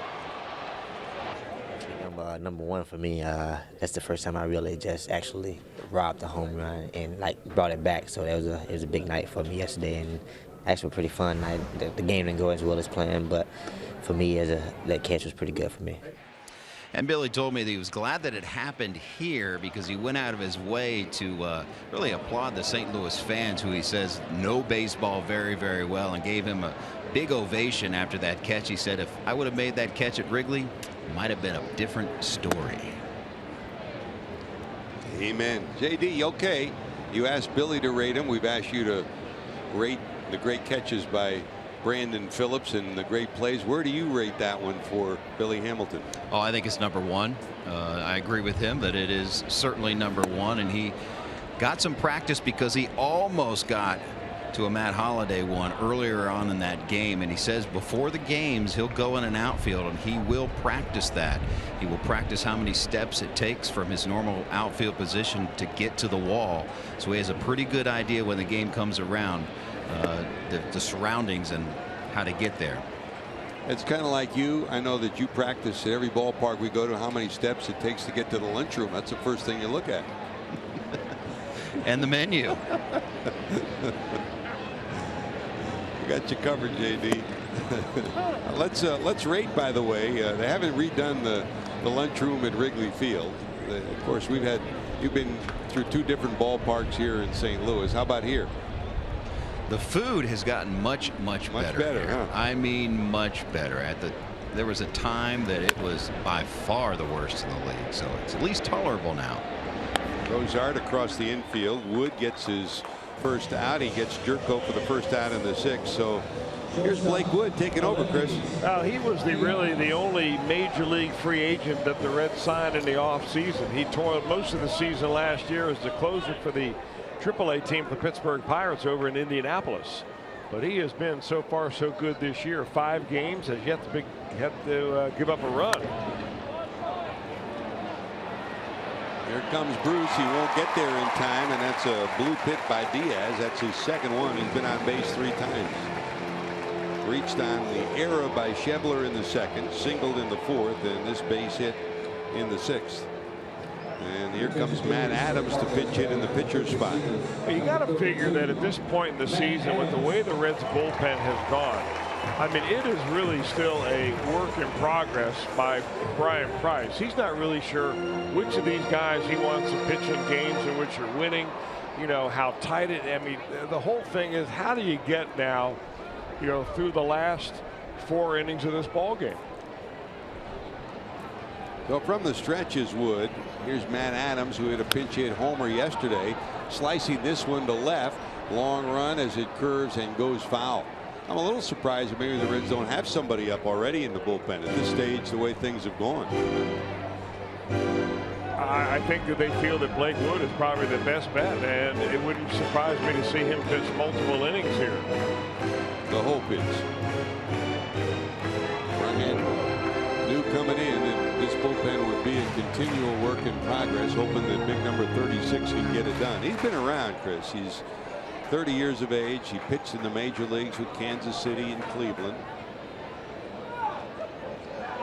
From the stretch. That's sliced the other way. That'll be a base hit.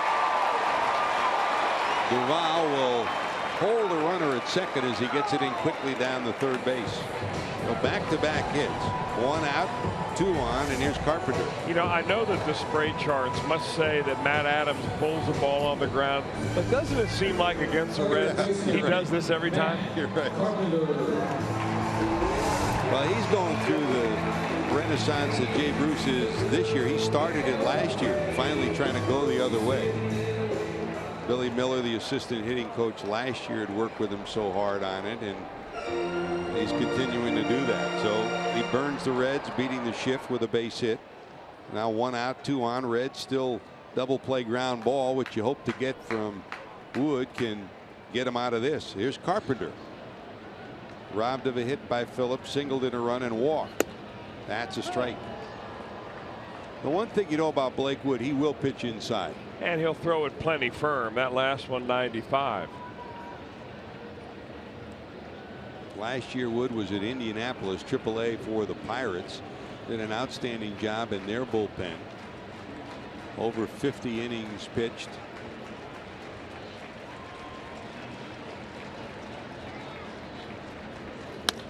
This could be 2, 4, and that's it to 6. Bobble by Phillips, that prevented him from turning 2, so it'll be 1st and 3rd. Won't go down as a miscue, but it prolongs the inning. 2 away, 1st and 3rd.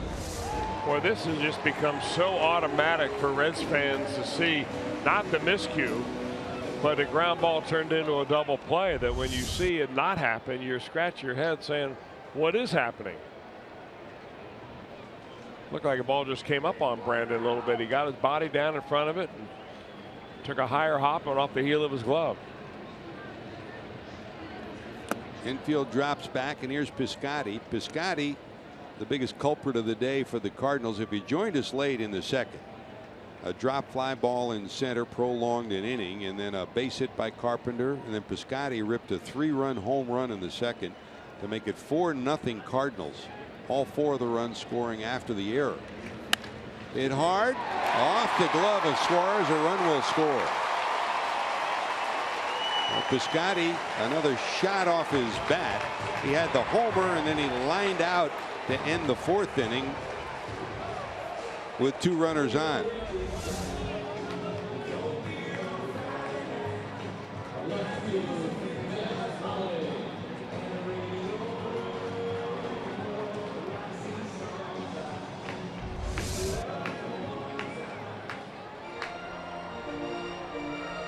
So a 2-for-3 day for Piscotty. The Cardinals are back within 3, 8-5, and here comes Matt Holliday.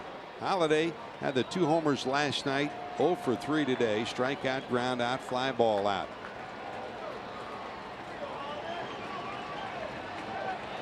This Cardinal crowd that's been quiet for the last few innings since the Reds rally, starting to rustle around a little bit.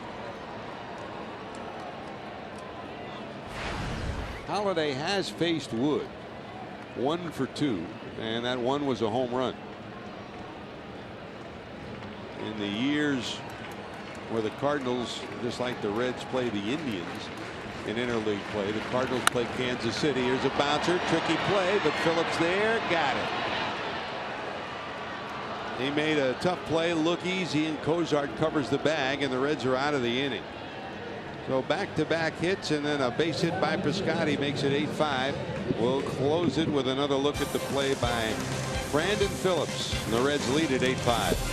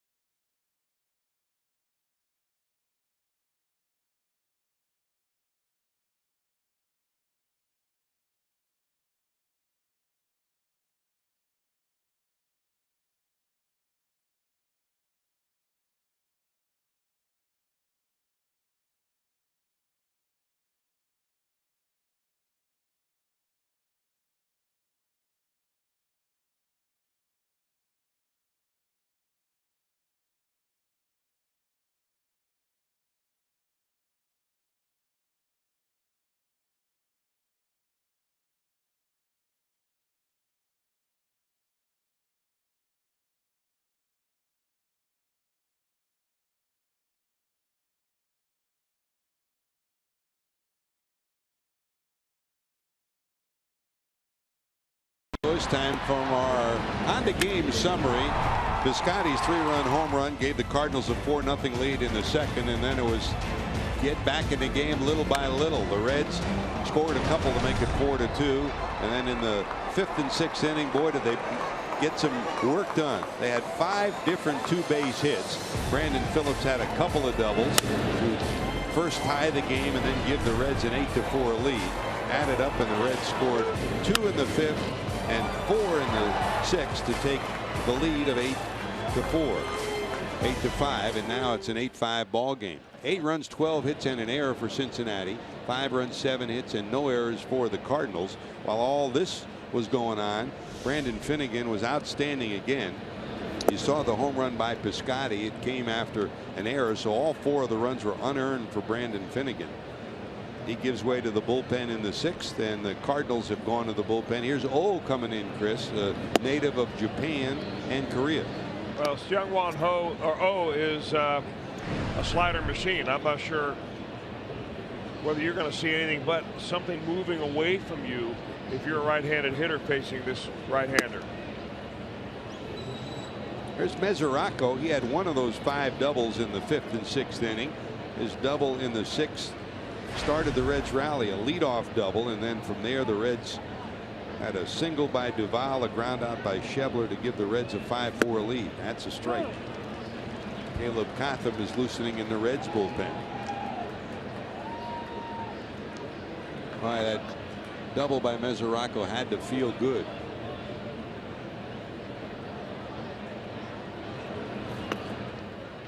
There's a walk.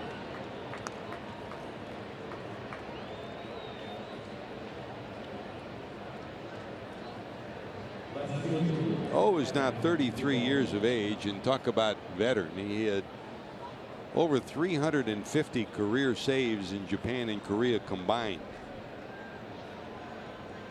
and is the all-time save leader in Korea with over 270. Mesoraco on. Here's Duvall. Struck out. His fielder's choice knocked in the Reds' second run, and then he singled solidly to center in the 6th inning.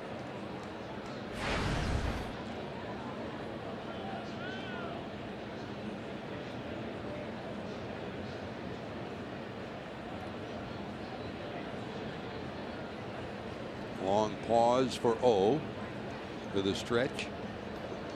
Here's the strike 1 delivery. Yeah, the Cardinals have called up so many young players and pitchers over the last few years. You wonder if the pipeline is ever going to dry up.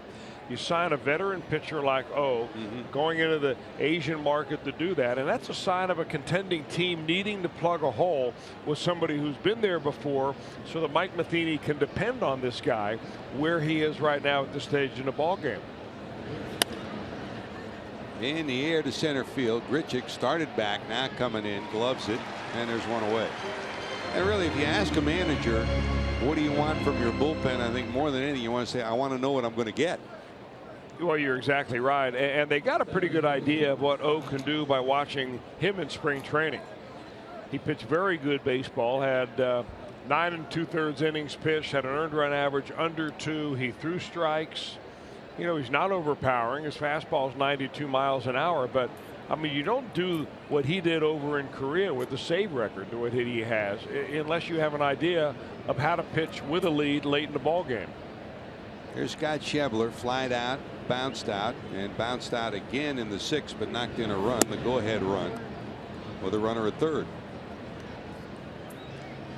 And unlike the old days when the Reds and Cardinals saw each other in spring training, the Reds train now in Arizona, the Cardinals in Florida.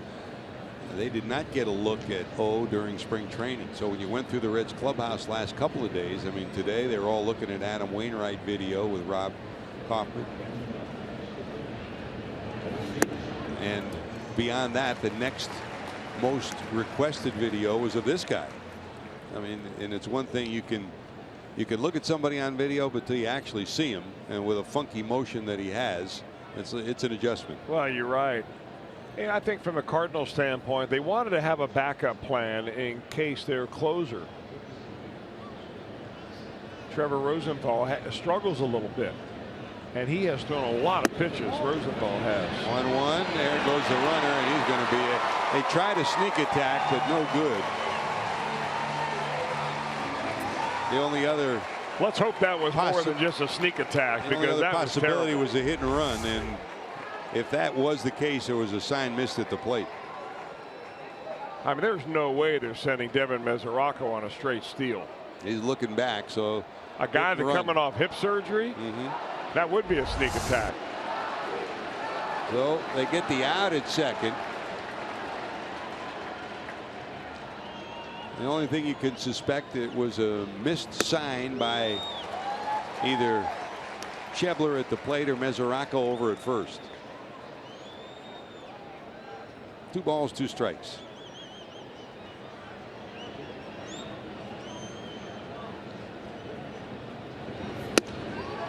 And that'll do it. So a promising inning ends with a strikeout. But the Reds still holding on to the 8-5 lead as we go to the bottom of 7.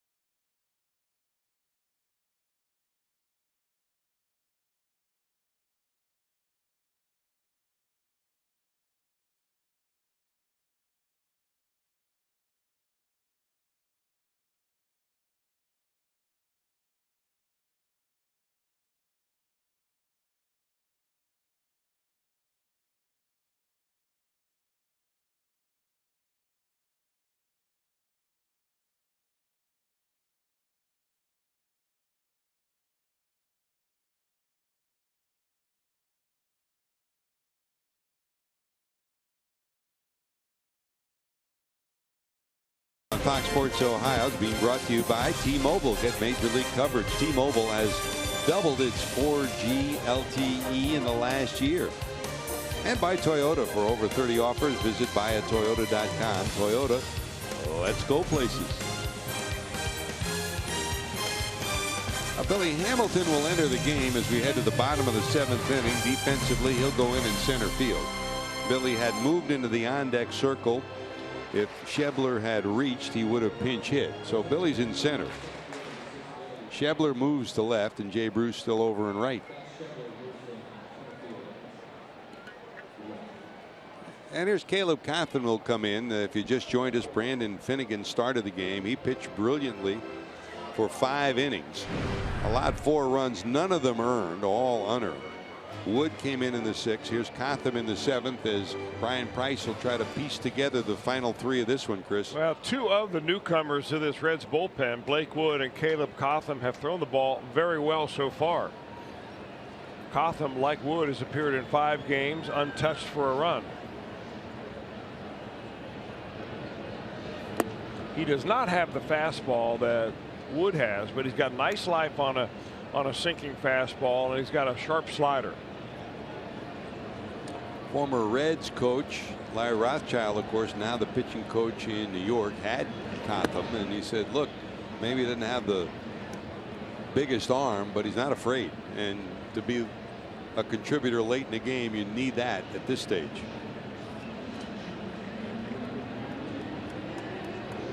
.2-0. That's high, and he's behind 3-0.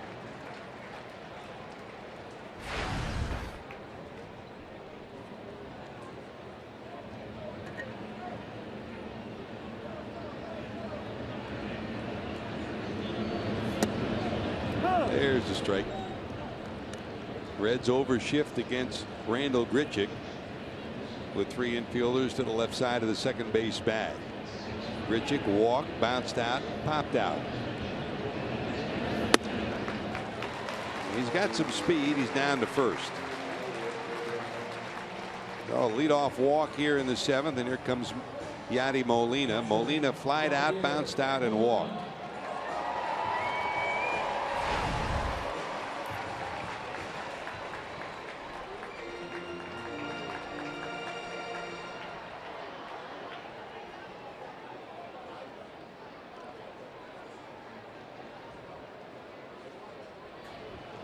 Showing bunt that pops off the glove of Mesoraco for a ball.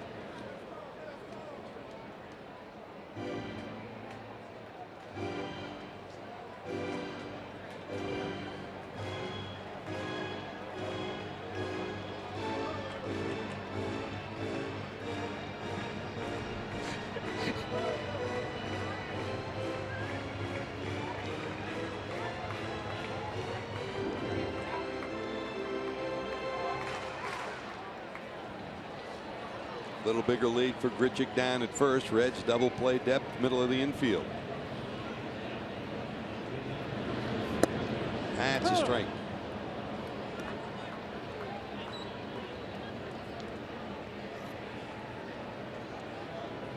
Cardinals scoring today. Started in the 2nd. An error opened the gates. Carpenter an RBI single. Piscotty a 3-run homer. They added a run and an RBI by Piscotty in the 6th. Slice to center field. Billy is there. The runner, Grichuk, tagging at second. Here comes the throw, and it will be right on the button, and Grichuk will slam on the brakes. Billy's throw right to the bag. Grichuk tagged, went a third of the way, and then slammed on the brakes. I'll tell you, for a guy that we heard through that Jim Day report about Billy Hamilton, whose arm is not completely 100% recovered from surgery, that had something on it.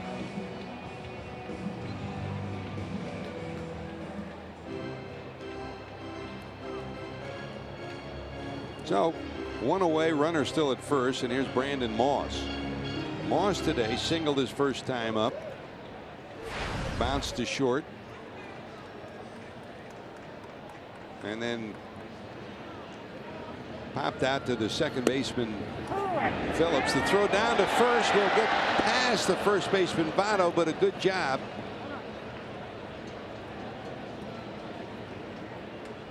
Hauling it in. By the way, Suarez rolling that in the overshift was in the right place at the right time. And had it been the regular configuration, no way anybody would have been there. That's thinking ahead. I mean, unless you anticipate that play, you're not even in the vicinity. Nice job by Suarez. Big swing and a strike, 1-1. Well, you can just see why the Reds are shifting on Moss. I mean, when he swings, I mean, he plants that foot and then his right hip just flies wide open. Ball and a strike. Cotham to the stretch.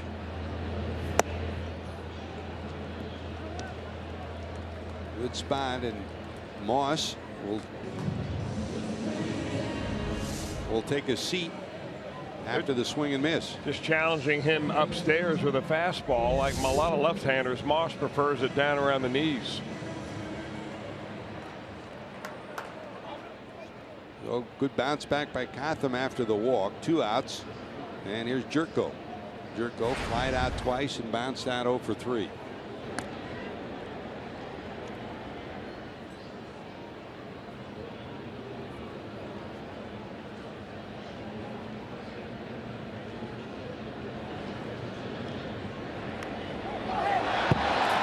This one will get away all the way to the tarp. Rounding second and holding there will be Grichuk. Well, the Reds dodged one bullet, but not that one.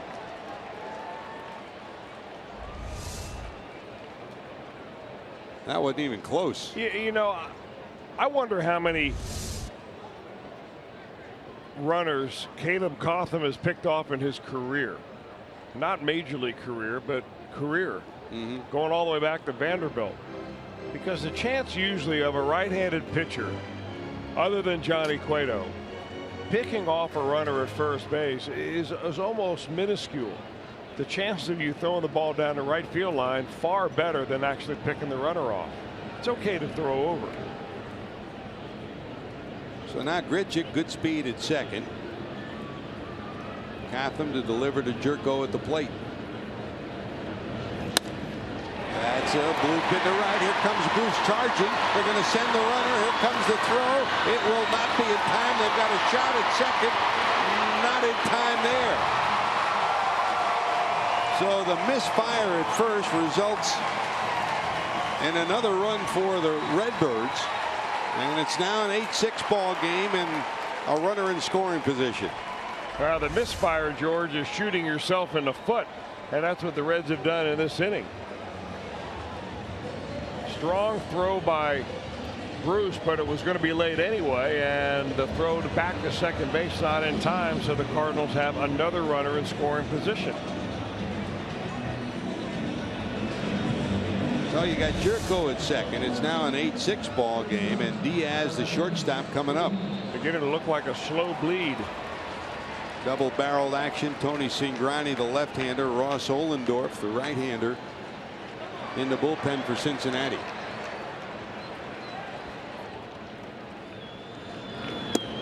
Breaking ball in there. Diaz reached on the error by Schebler in center in the second. Singled to left in the fourth and singled to right in the sixth. Jonathan Broxton now loosening in the bullpen for St. Louis, with the pitcher spot due up next.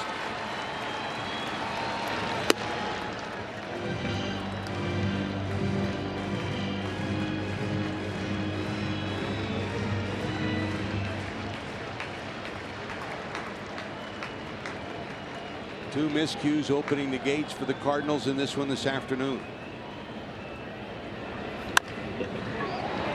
Cozart smothers it. The throw to first in time, and that'll do it, but not before. The missed pickoff at first sets up a Cardinal run. 8-6, Reds lead it going to the 8th.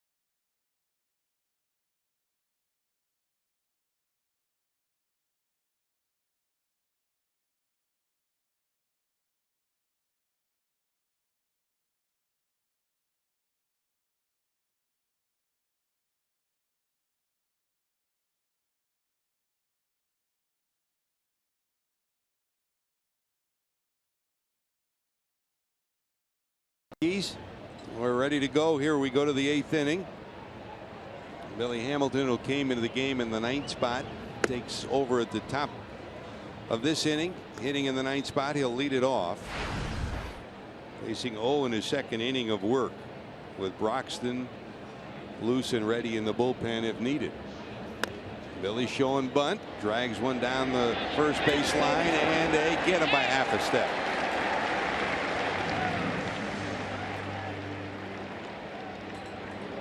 Oh, doesn't panic. The veteran makes the play. Well, I like the idea. It was a nice patient job of bunting by Billy Hamilton. Laid the bunt down first, then began to run. I guess they were just trying to test to see if O is able to field his position. Got off the mound pretty quickly. Oh. Delivery wide. Here's Cozart. Zach, another productive day at the plate. Bounced out. Single to right in the third. Doubled in the fifth to start a Reds rally. And in the sixth, his sacrifice fly plated the 6th run for the Reds.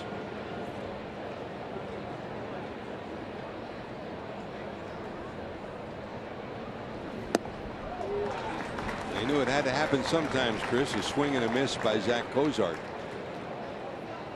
44 consecutive swings without missing, at least making contact prior to that one.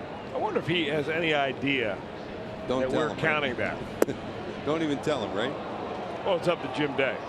I mean, now that he's broken his own record, I guess Jim Day could break the news to him. I have avoided that like crazy. Line towards the alley. This is going to be a couple of hops to the warning track. Cozart might have another 2-bagger. He'll hold up at second. Even though he missed his first swing, his second was true to the money. 3 hits again and a sacrifice fly for Cozart. So the Reds trying to get that run back. 1 out, 1 on, a runner in scoring position. I mean, this hit will raise his batting average to .480. Having a remarkable start to the season, and he's making it look so effortless too. So Cozart's on at second. Here's Eugenio Suarez. He doubled last time up to plate the Reds' 7th run. 1 for 4 so far for Suarez. They play him straight up in the infield and straight away in the outfield. Boy, getting one of those runs back would be awfully big.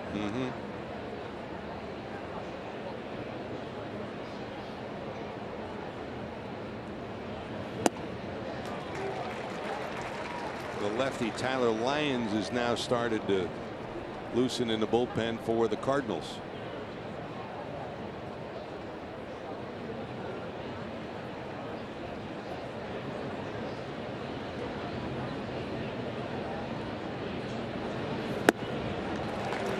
Big swing from Suarez.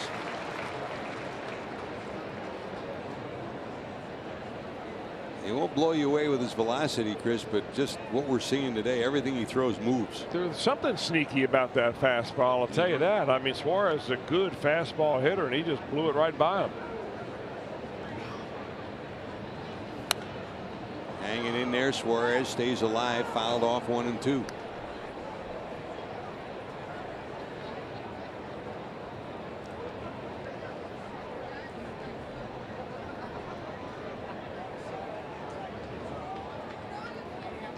Oh, to the stretch. Cozart off second. That's foul down the right field line. It'll reach the seats. Great to have you with us. George Grant, Chris Welch, Jim Day. Don't forget, post game, Jeff Piecoro, Brian Giesenslaw will be giving you the complete story of this one if you missed any of the highlights, and looking ahead towards tomorrow when John Moscott will make his 2016 debut against Michael Wacha. Good at bat by Suarez. You talk about so often, Chris, you know, the 2-strike approach of Joey Votto. He's shortened that swing, just trying to hang in and figure this right-hander out. Well, he normally would think that he'd get a lot of fastballs sitting in front of Joey Votto, but loves to throw that slider, especially when he's ahead in the count. Another 1-2 delivery.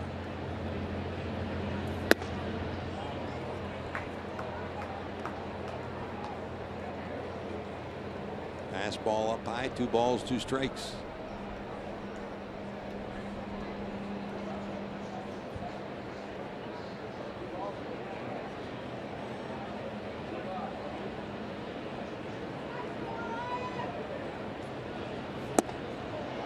missing down and away. We'll go full 3-2. Joey Votto on deck, studying this native of Korean and Japanese baseball like he's watching a pickpocket, huh?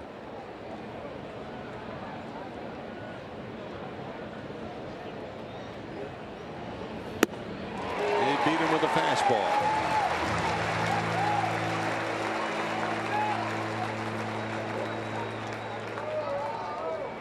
Last night the Reds struggled to get runs, but our steel power tool performers for today goes to the bats. Finnegan pitched great, but the Reds 8 runs today, most at Busch Stadium since August of 2013 when they scored 10. They just hope right now that can be enough.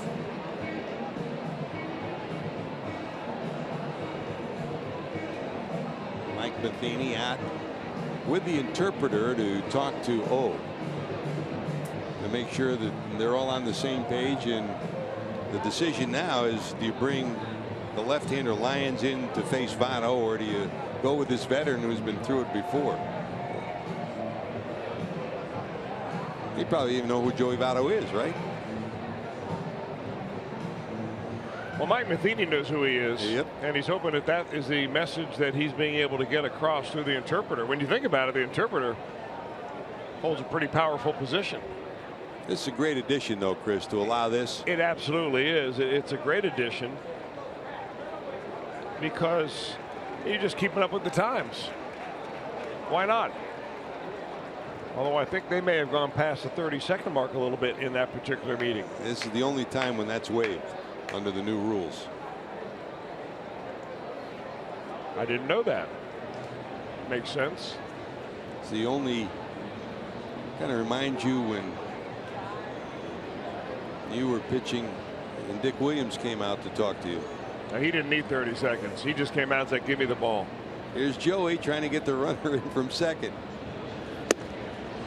That misses for ball 1. Votto today fly to center, double to left, robbed of a hit on a shot off his bat by the second baseman Jerko, then intentionally walked in the 6th, facing O for the first time. Ozart at second.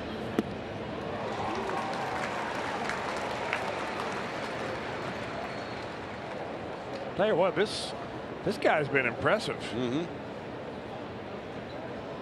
I mean, the scouting report I got said that he didn't have all that much of a fastball, but the one that he blew by Suarez was 94 and rising. Dribble to the right side and foul, 1-2.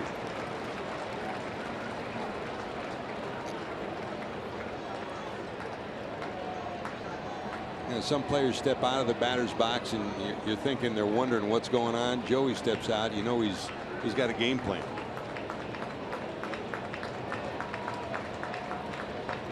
One ball, 2 strikes. O against Votto as Joey chokes up. Muscles it foul to the left side.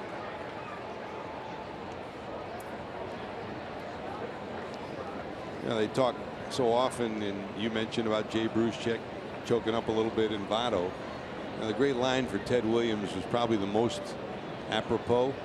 He would advocate you choke up from the neck up. It's the mental approach. It's shorten your thought process, shorten your swing mentally, not just physically. That's exactly what Joey does each time.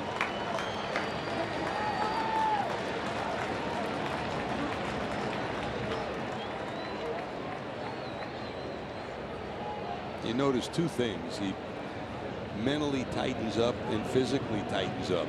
And it's like he contracts himself to explode at the pitch.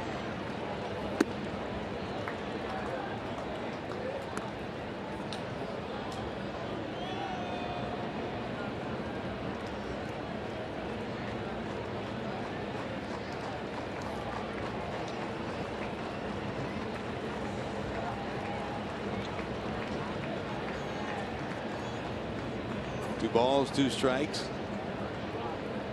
With 2 outs and Cozart off second.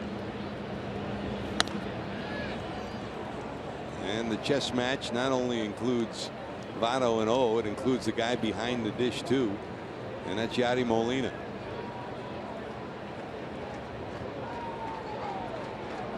He often will come in. Chris will go back to that home run that Votto hit in game 1, and Molina trying to come in. Does he trust to come in with this right-handed veteran? Well, I think so, because he's used to throwing to that first base side of home plate. That's where he's made his living for a long time. 357 saves either between the Korean League or the Japanese League. So he pitches through the first base side of home plate. Molina rolls through his signs to the stretches O, and they want to make sure they're on the same page. Now, you don't get the interpreter for this meeting, is that correct? They got to have some verbal signs that'll work.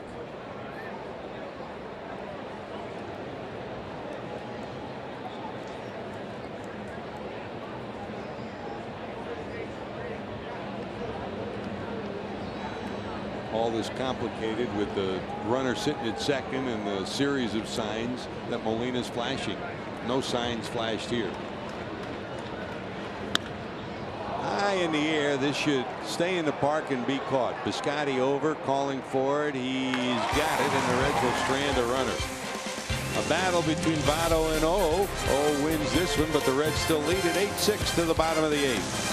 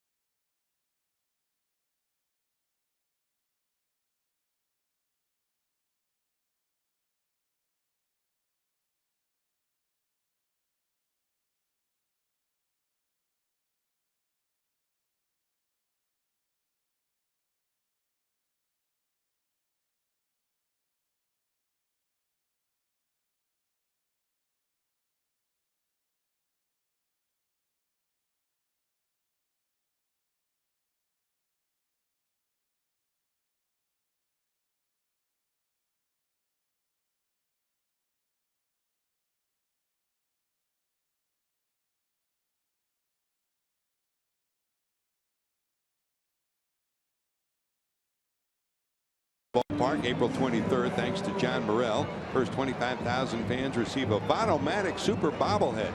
For tickets to see your Redlegs take on the Cubs for as low as $12, call 513-381-REDS or visit Reds.com today.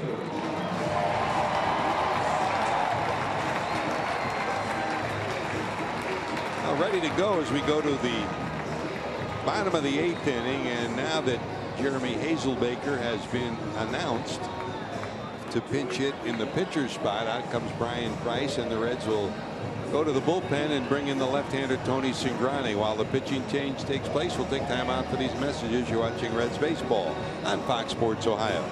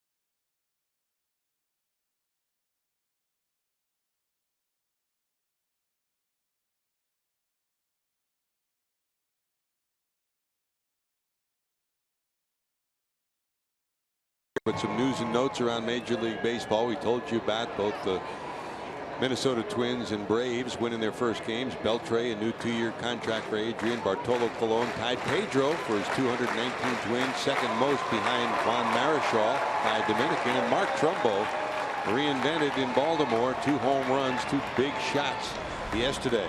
Here's Tony Cingrani, Chris, and he'll face Jeremy Hazelbaker, the left-handed pinch hitter. Well, you've got lefty and Hazelbaker, then you have a lefty and Matt Carpenter who's on deck. So it'll be more than a 1-batter outing for Tony Cingrani, but I can guarantee you that tops on his mind is throwing the ball over the plate. And a slider does it for strike 1, 1 ball, 1 strike. It's funny sometimes when you have a hard time finding the strike zone, you can flip a little breaking ball in there easier than you can your fastball. The numbers for Tony. Now life on that one at 93. Not just velocity, but movement. He's been a reliever with the Reds. They penciled him in as a possible starter, and it looks like this is where he's going to settle in, Chris. Hazelbaker has gotten off to an unbelievable start. Led the league prior to last night's game with a 481 average. You see where he is sitting right now. But what a tremendous start for a guy that's been 7 years in the minor leagues, close to being out of baseball a couple of times. Right place, right time for him right now. 1 ball, 2 strikes.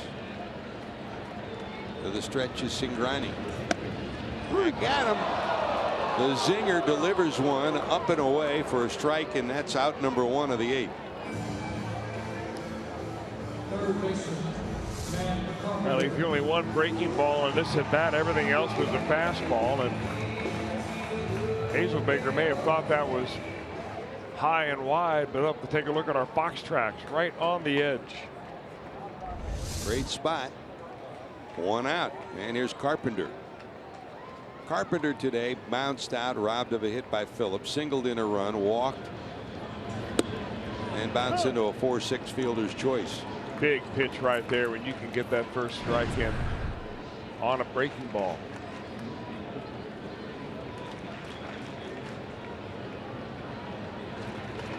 Carpenter in his career 5 for 12. That 417 against Cingrani. Fly ball left side, giving chase. Schebler will run out of room. Schebler in left. Hamilton, who entered the game defensively in center. Bruce in right. Normal configuration around the infield for the Reds here in the 8th. Suarez at third. Bozart at short. Phillips at second. And Votto down at first. They joined us late. Finnegan, 5 great innings, 4 runs allowed, none of them earned. Wood, Cotham, and now Cingrani here in the 8th, trying to keep the Reds ahead. On the scoreboard today, the Reds trail 4-0 after an error opened the door for 4 runs in the second. They bounced back to trail 4-2. Tied the game at 4 in the 5th. In the 6th, took a lead of 8-4, and the Cardinals battled back to score their 5th run in the 6th and their 6th run in the 7th, and that's where we are right now. 8-6 Reds.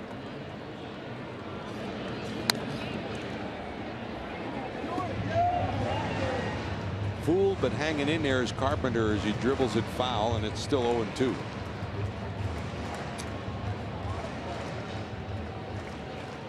Hope you're with us tomorrow. Reds live again at 1:30. The game will follow.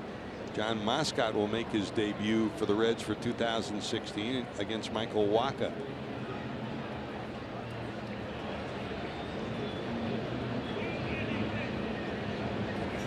What can fans expect from Moscott tomorrow, Chris? Well, hopefully a guy that's going to keep the ball around the plate. He's got a nice slider, nice little action on his fastball. Won 7 games, I think, last year with the Louisville Bats, and only against 1 loss. So he's worked his way through the minors. 1 ball, 2 strikes. Spoiled another pretty good pitch, fouled into the seats down the left field line, stays 1-2. While Finnegan has pitched great for the Reds here today. Jake Arrieta, Chris, just continues to do what he's been doing all year for the Cubs, huh? 8 innings, 5-hit shutout baseball for the Cubs today, as they either have beaten or are on the verge of beating the Rockies. Arrieta was leading 5-0. It's now 6-2 Cubs over the Rockies. That's now final. Cubs beat the Rockies 6-2. Arrieta now 3-0. He didn't miss a beat from last year. It's funny, George, the one spring training game that I saw Jake Arrieta pitch was against the Giants, against Madison Bumgarner. So you're thinking, wow, what a face-off of a couple of aces. And it was the most, I think there were 11 runs scored by the 3rd inning. And he couldn't have looked worse, but when the regular season has begun, it's been what you expect out of Jake Arrieta. Still a 1-2 count. Cingrani trying to find a way to dispose of this tough leadoff hitter, Matt Carpenter. Came in, but up. 2-2. That's a golden spot normally for Tony Cingrani, one of these rare left-handers who can pitch up in the zone like that. And Carpenter making it tough on him by not chasing. Cingrani to the stretch. Here's the 2-2. Rocketed to right, but there is Bruce. Got it. Outstanding at bat by Carpenter, but fortunately for the Reds, hit right at the right fielder. 2 away.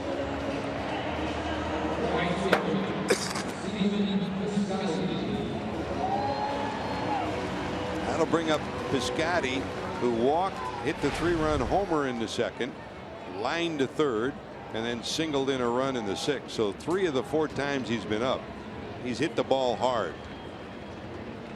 He's facing Cingrani for the first time this year. Did face him last year, but Cingrani walked him. Breaking ball, missing, down and away. Reds looking for outs here, 1 at a time. 4 more to victory. That's a strike.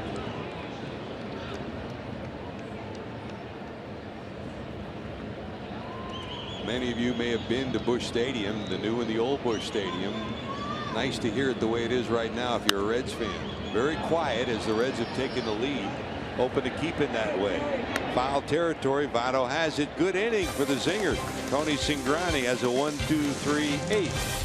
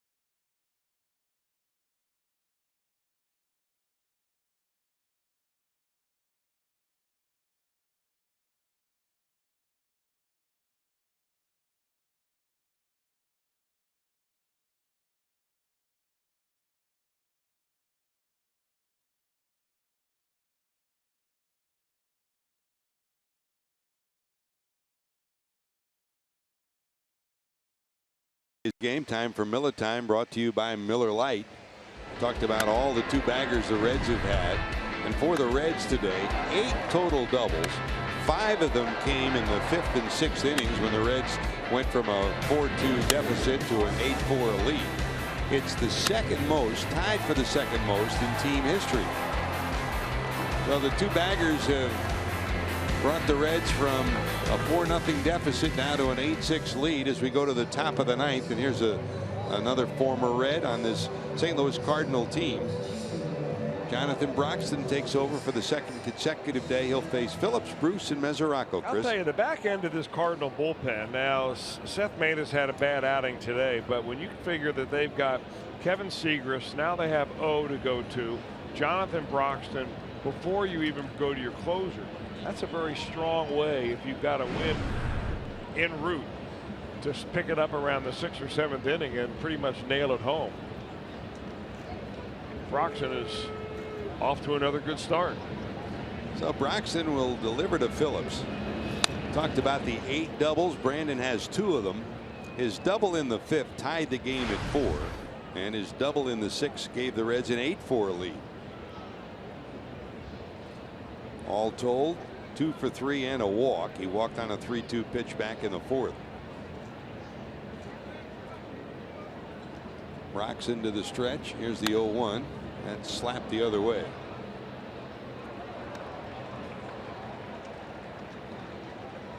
Phillips in their matchups 5 for 14 at .357 against Jonathan Broxton. Bruce will follow. Jay has struggled against Broxton, 1 for 6 in his career. And Mesoraco after him. A small sample. Fly ball to center. Grichuk there. 1 away. As you look ahead to the 9th, won't be any easy trek for J.J. Hoover, who has started to loosen in the bullpen. Matt Holliday, Grichuk, Molina, and Moss due up for the Cardinals 3, 4, 5.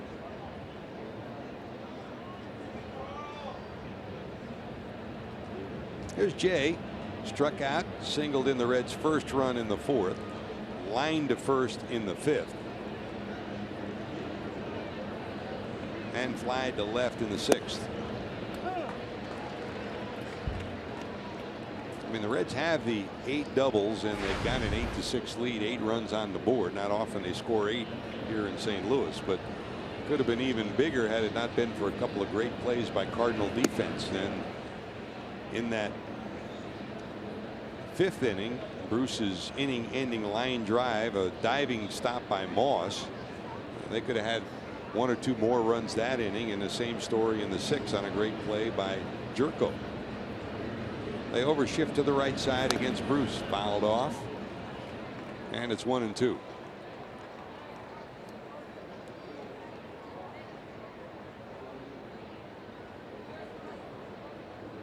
$44,425 here at Busch Stadium. Quiet now after the Reds erased a 4-0 lead and have a lead. 9 and away for a ball.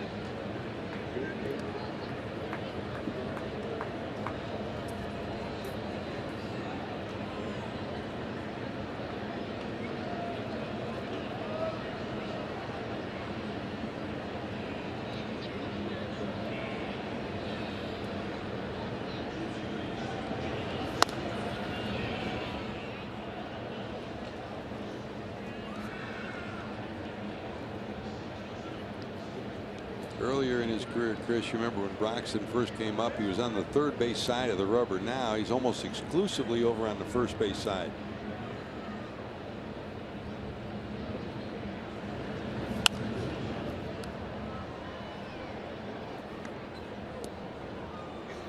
He's always been a guy that has just never nibbled around the corners. I mean, he just comes right after you, as you would expect a guy that is pushing 3 bills. He looks aggressive, pitches aggressive, but a gentle giant. This ripped to right towards the corner, looking up, gonna be gone. Jay Bruce delivers for his 3rd home run. He worked the count back even at 2-2, and they get that run back. Boy, he kept the bat head in and drills this one right down the line about 340 feet. Good enough for a Jay Bruce homer. Our Volkswagen drive of the game comes from the Reds right fielder Jay Bruce. Now they got a slider that's just kind of hanging out there, and that's one of the things that happens when you move to the 1st base side of the rubber. You better bury that slider down and into those left-handers, and Bruce hit it on the line, got it out of here. The first run that Jonathan Broxton's given up this year. And here's a bloop down the right field line by Mesoraco, but it just drops foul. So Jay, a couple of runs batted in today, including home run number 3 and run batted in number 11 and 12. On the list that we've been keeping you up tabs on, the end of last year, beginning of this year, 7th on the Reds all-time home run list now. He of course hit junior earlier this year, and he continues to climb a list that includes some pretty impressive names. Tyler Holt has moved into the on-deck circle. There's a catch. Jerko hauls it in behind the second base bag as the shift steals a base hit off the bat of Mesoraco. Won't be much consolation to Devin, but the fact that he has hit the ball very sharply each of the last 2 times he's put the ball in play, that's a good sign. A rocket right back through the middle of the infield, and great elevation for Jerko. Great well, you're catch. not kidding. I mean, this guy has made now 3 really good defensive plays out here today.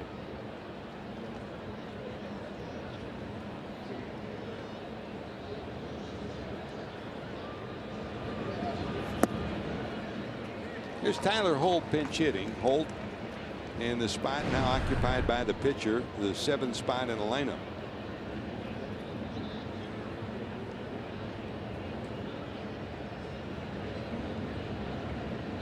Hoover is ready and ready to come on for the 9th.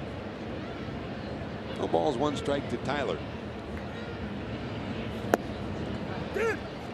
Waves at that, and it's 0-2.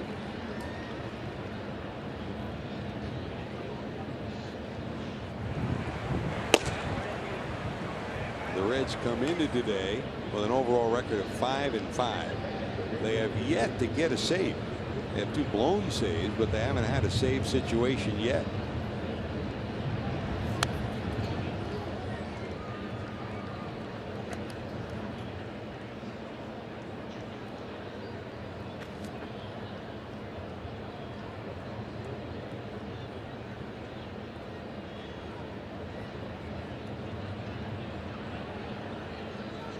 Holt hanging in at 0-2.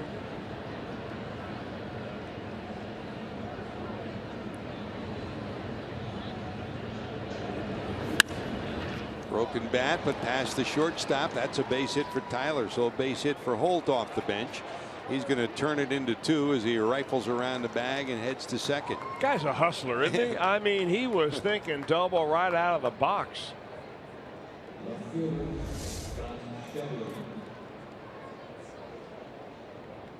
I mean, Grichuk was shaded towards right center field, but by the time he gets there, the way Holt is motoring, take a look. I mean, he's got the pedal to the metal right from the get-go. That's the way you play the game. Amen. That's Cincinnati baseball. So let's see if the Reds can push this one in. Here's Schebler with Holt sitting at second. Waves at that for a strike. Schebler today flied out, bounced out twice. Second time plating the 5th run for the Reds, then struck out in the 7th.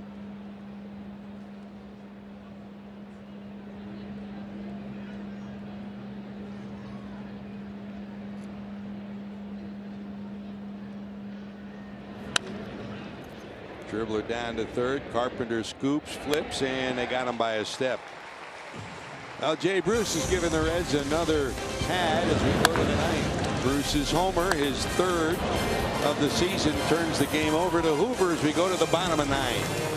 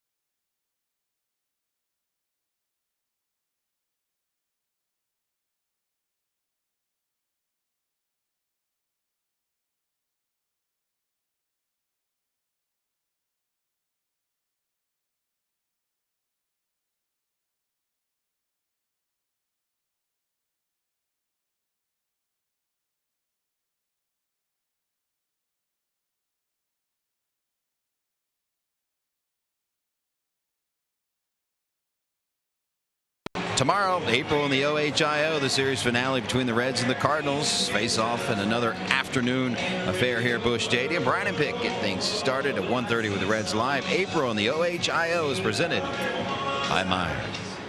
Zach Cozart, who will be efforting in the post game. 2 doubles today, part of 9 doubles for the Reds, which ties a club record, tying what they did on May 19th, 1999. So a lot of twin baggers. Let's see if J.J. Hoover can close it down. Thanks, JD. Hopefully you'll have somebody to interview on the smiling side of the scoreboard when this is over. Here's J.J. Hoover trying to close it out as we head to the 9th. Here's a line shot to right. Bruce is over. He won't get there. 1 hop off the wall. The throw to second will not be in time, and it's another 2-base hit. It's a day of doubles. The Reds with their 9 doubles. You talked about it. It's the most since '99 against Colorado. It's also the most in Busch Stadium 3 history. And Holiday keeps the Cardinals' hopes alive in the 9th with this one off the wall. His first hit of the day, 1 for 5. Well, if there's anybody out here who needs a clean slate, it would be J.J. Hoover, coming off just a miserable night in Chicago, where he ended up giving up 5 runs, 4 earned in just 1/3 of an inning. And it was just one of those innings where he came in to get some work done. Fastball, strike 1, 92 miles an hour against Randal Grichuk. Grichuk, 2 walks, a ground out, and a fly ball out.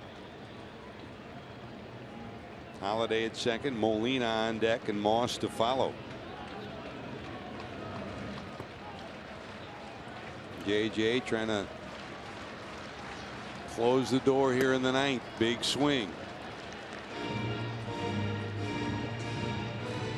You talked to Jay Bruce about confidence and feeling good at the plate, and success breeds confidence. Same goes for the guy on the mound.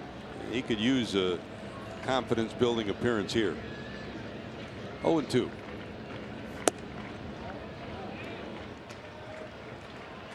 Slider wide, 1 ball, 2 strikes. Grichuk 0 for 2 in his matchups with J.J. Hoover.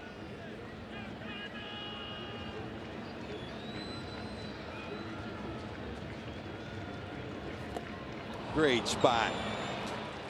And good job by Mesoraco to pick it out of the dirt. Out number 1.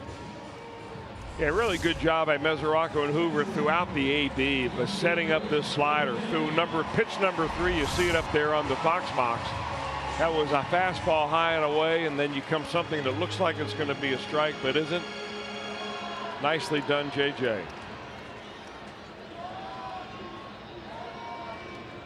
So you're 1 out into the 9th inning. Here's Molina. Molina, 2 fly balls, a ground ball, and a walk today. 0 for 3. JJ to the stretch. That's slapped to the right side and foul.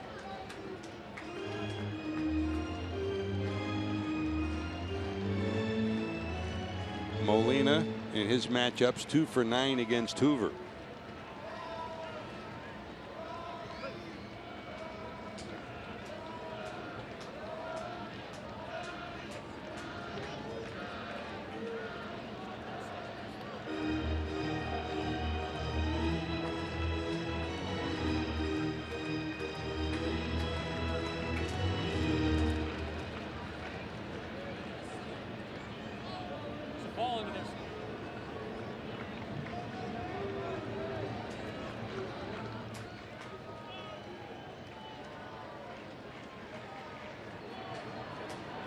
Matheny looks on as Molina digs in and Hoover to the stretch.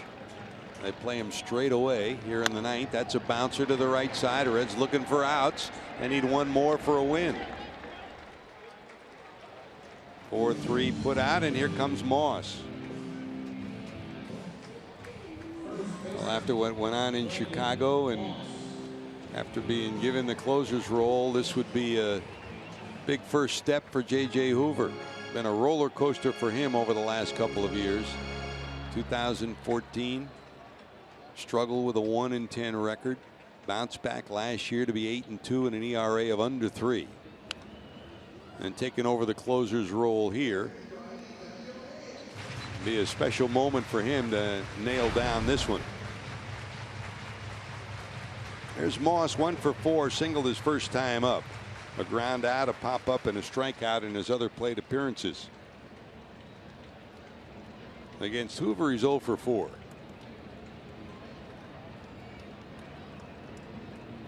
Hoover to the stretch. Off third after moving to third on the ground out is Holiday. Who joined us late. Brandon Finnegan pitched great. 5 innings, gave up 4 runs. None of them were earned, though. Pitched outstandingly, and the bullpen has tried to keep the Reds ahead here in the last 3 innings. Hopped up left side. It'll be out of play. The Reds trailed in this one early, 4-0, after a 3-run home run from Piscotty in the first. Bounced back to claw themselves back to within 2. 2 runs in the fourth. RBIs from Bruce and Duvall. Then in the fifth, 3 doubles and a run scoring hit by Phillips tied the game at 4. In the sixth, 2 more doubles, another run scoring hit by Phillips, a run scoring hit by Suarez, a sacrifice fly from Cozart, and the Reds had an 8-4 lead. They haven't been headed since then. Hoover to the stretch, trying to get him to offer at it up high. Doesn't. It's 2-2.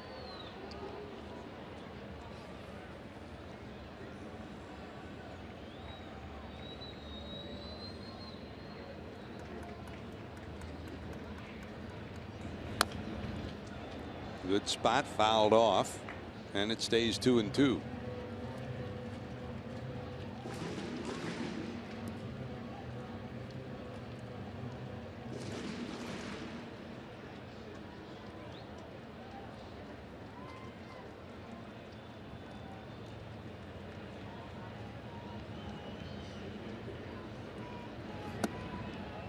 Yes, missing down and away. Will go full, 3 balls, 2 strikes, and this is the guy you want to get, Chris. Well, you don't want the tying run coming to the plate. You definitely do not want that.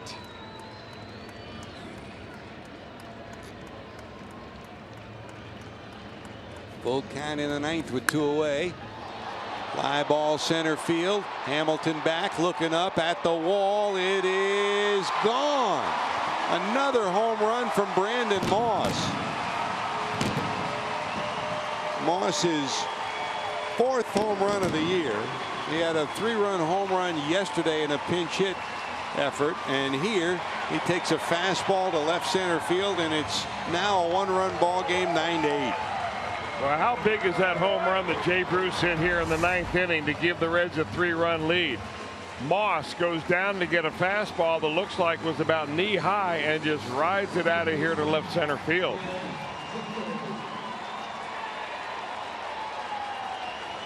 That ought to be expected out of Brandon Moss. He had 3 consecutive seasons of 20 home runs or more before last year. What a tremendous effort by Schebler, though. I mean, he came a lot closer than you ever thought he would be to getting a glove on that. So nobody on. 2 men out. And now working from the windup is Hoover against Jerko.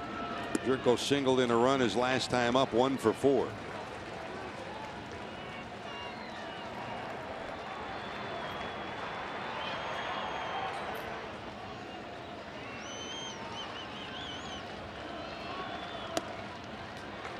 And that's wide, and Mesoraco pumps his hand out to him. 2 balls and 1 strike. Nothing has been easy for the Reds in the last week. Why should today be any different? Big swing, trying to tie this one up with 1 swing is Jerko.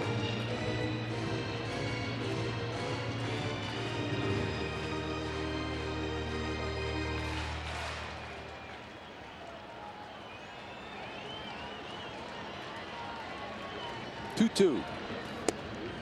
Won't offer at it, and we're full again. 3 balls, 2 strikes. There is no one loosening in the Reds bullpen. This is do or die for Hoover and Brian Price.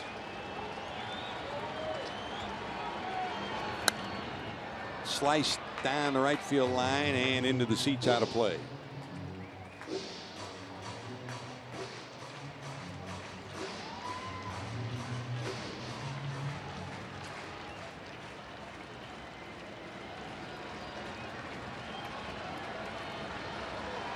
44,000 who had been quiet the last couple innings into this game. That's up high, ball 4.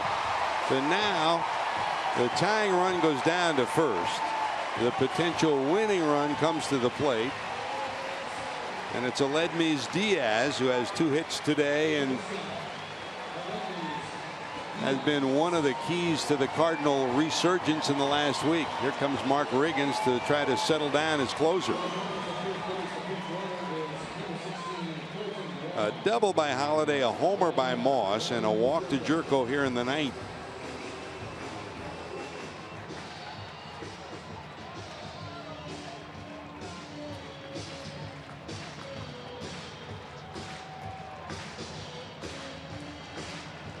Never panic is Mark Riggins, and you know that that's the message he's given his closer. He has a way about him, Chris. He does have a soothing way about him. You're right about that. He's a very soft-talking guy and always sounds upbeat everything he says. But for J.J. Hoover, the key is to boil it down to the most basic thing of all, one pitch at a time. Here's Diaz. Popped up. Look out. Mesoraco just bumped into the runner, but he gets the ball anyways. He bumped into the runner after the swing by Diaz. He was in the batter's box, but in any event, Mesoraco catches the ball. And Chris, it wasn't easy here, but the Reds end up with a victory here as finally and over the top of the plate, Mesoraco obstructed, and Morales points at him by Diaz, but in any event, Mesoraco makes the catch, and not easy for Hoover, but it's a smiling scoreboard for the Reds. 9-8, they win it, hanging on here in the bottom of the ninth. A win is a win. At the end of the year, they don't ask you how you did it, they ask you how many you got. Well, the Reds get to celebrate at Busch Stadium for one of the few times recently, and Jim Day will be hanging down there ready to tell the smiling side of the scoreboard story of this one. Jay Bruce's home run proved to be much needed in the 9th inning. Brian Price gets the win.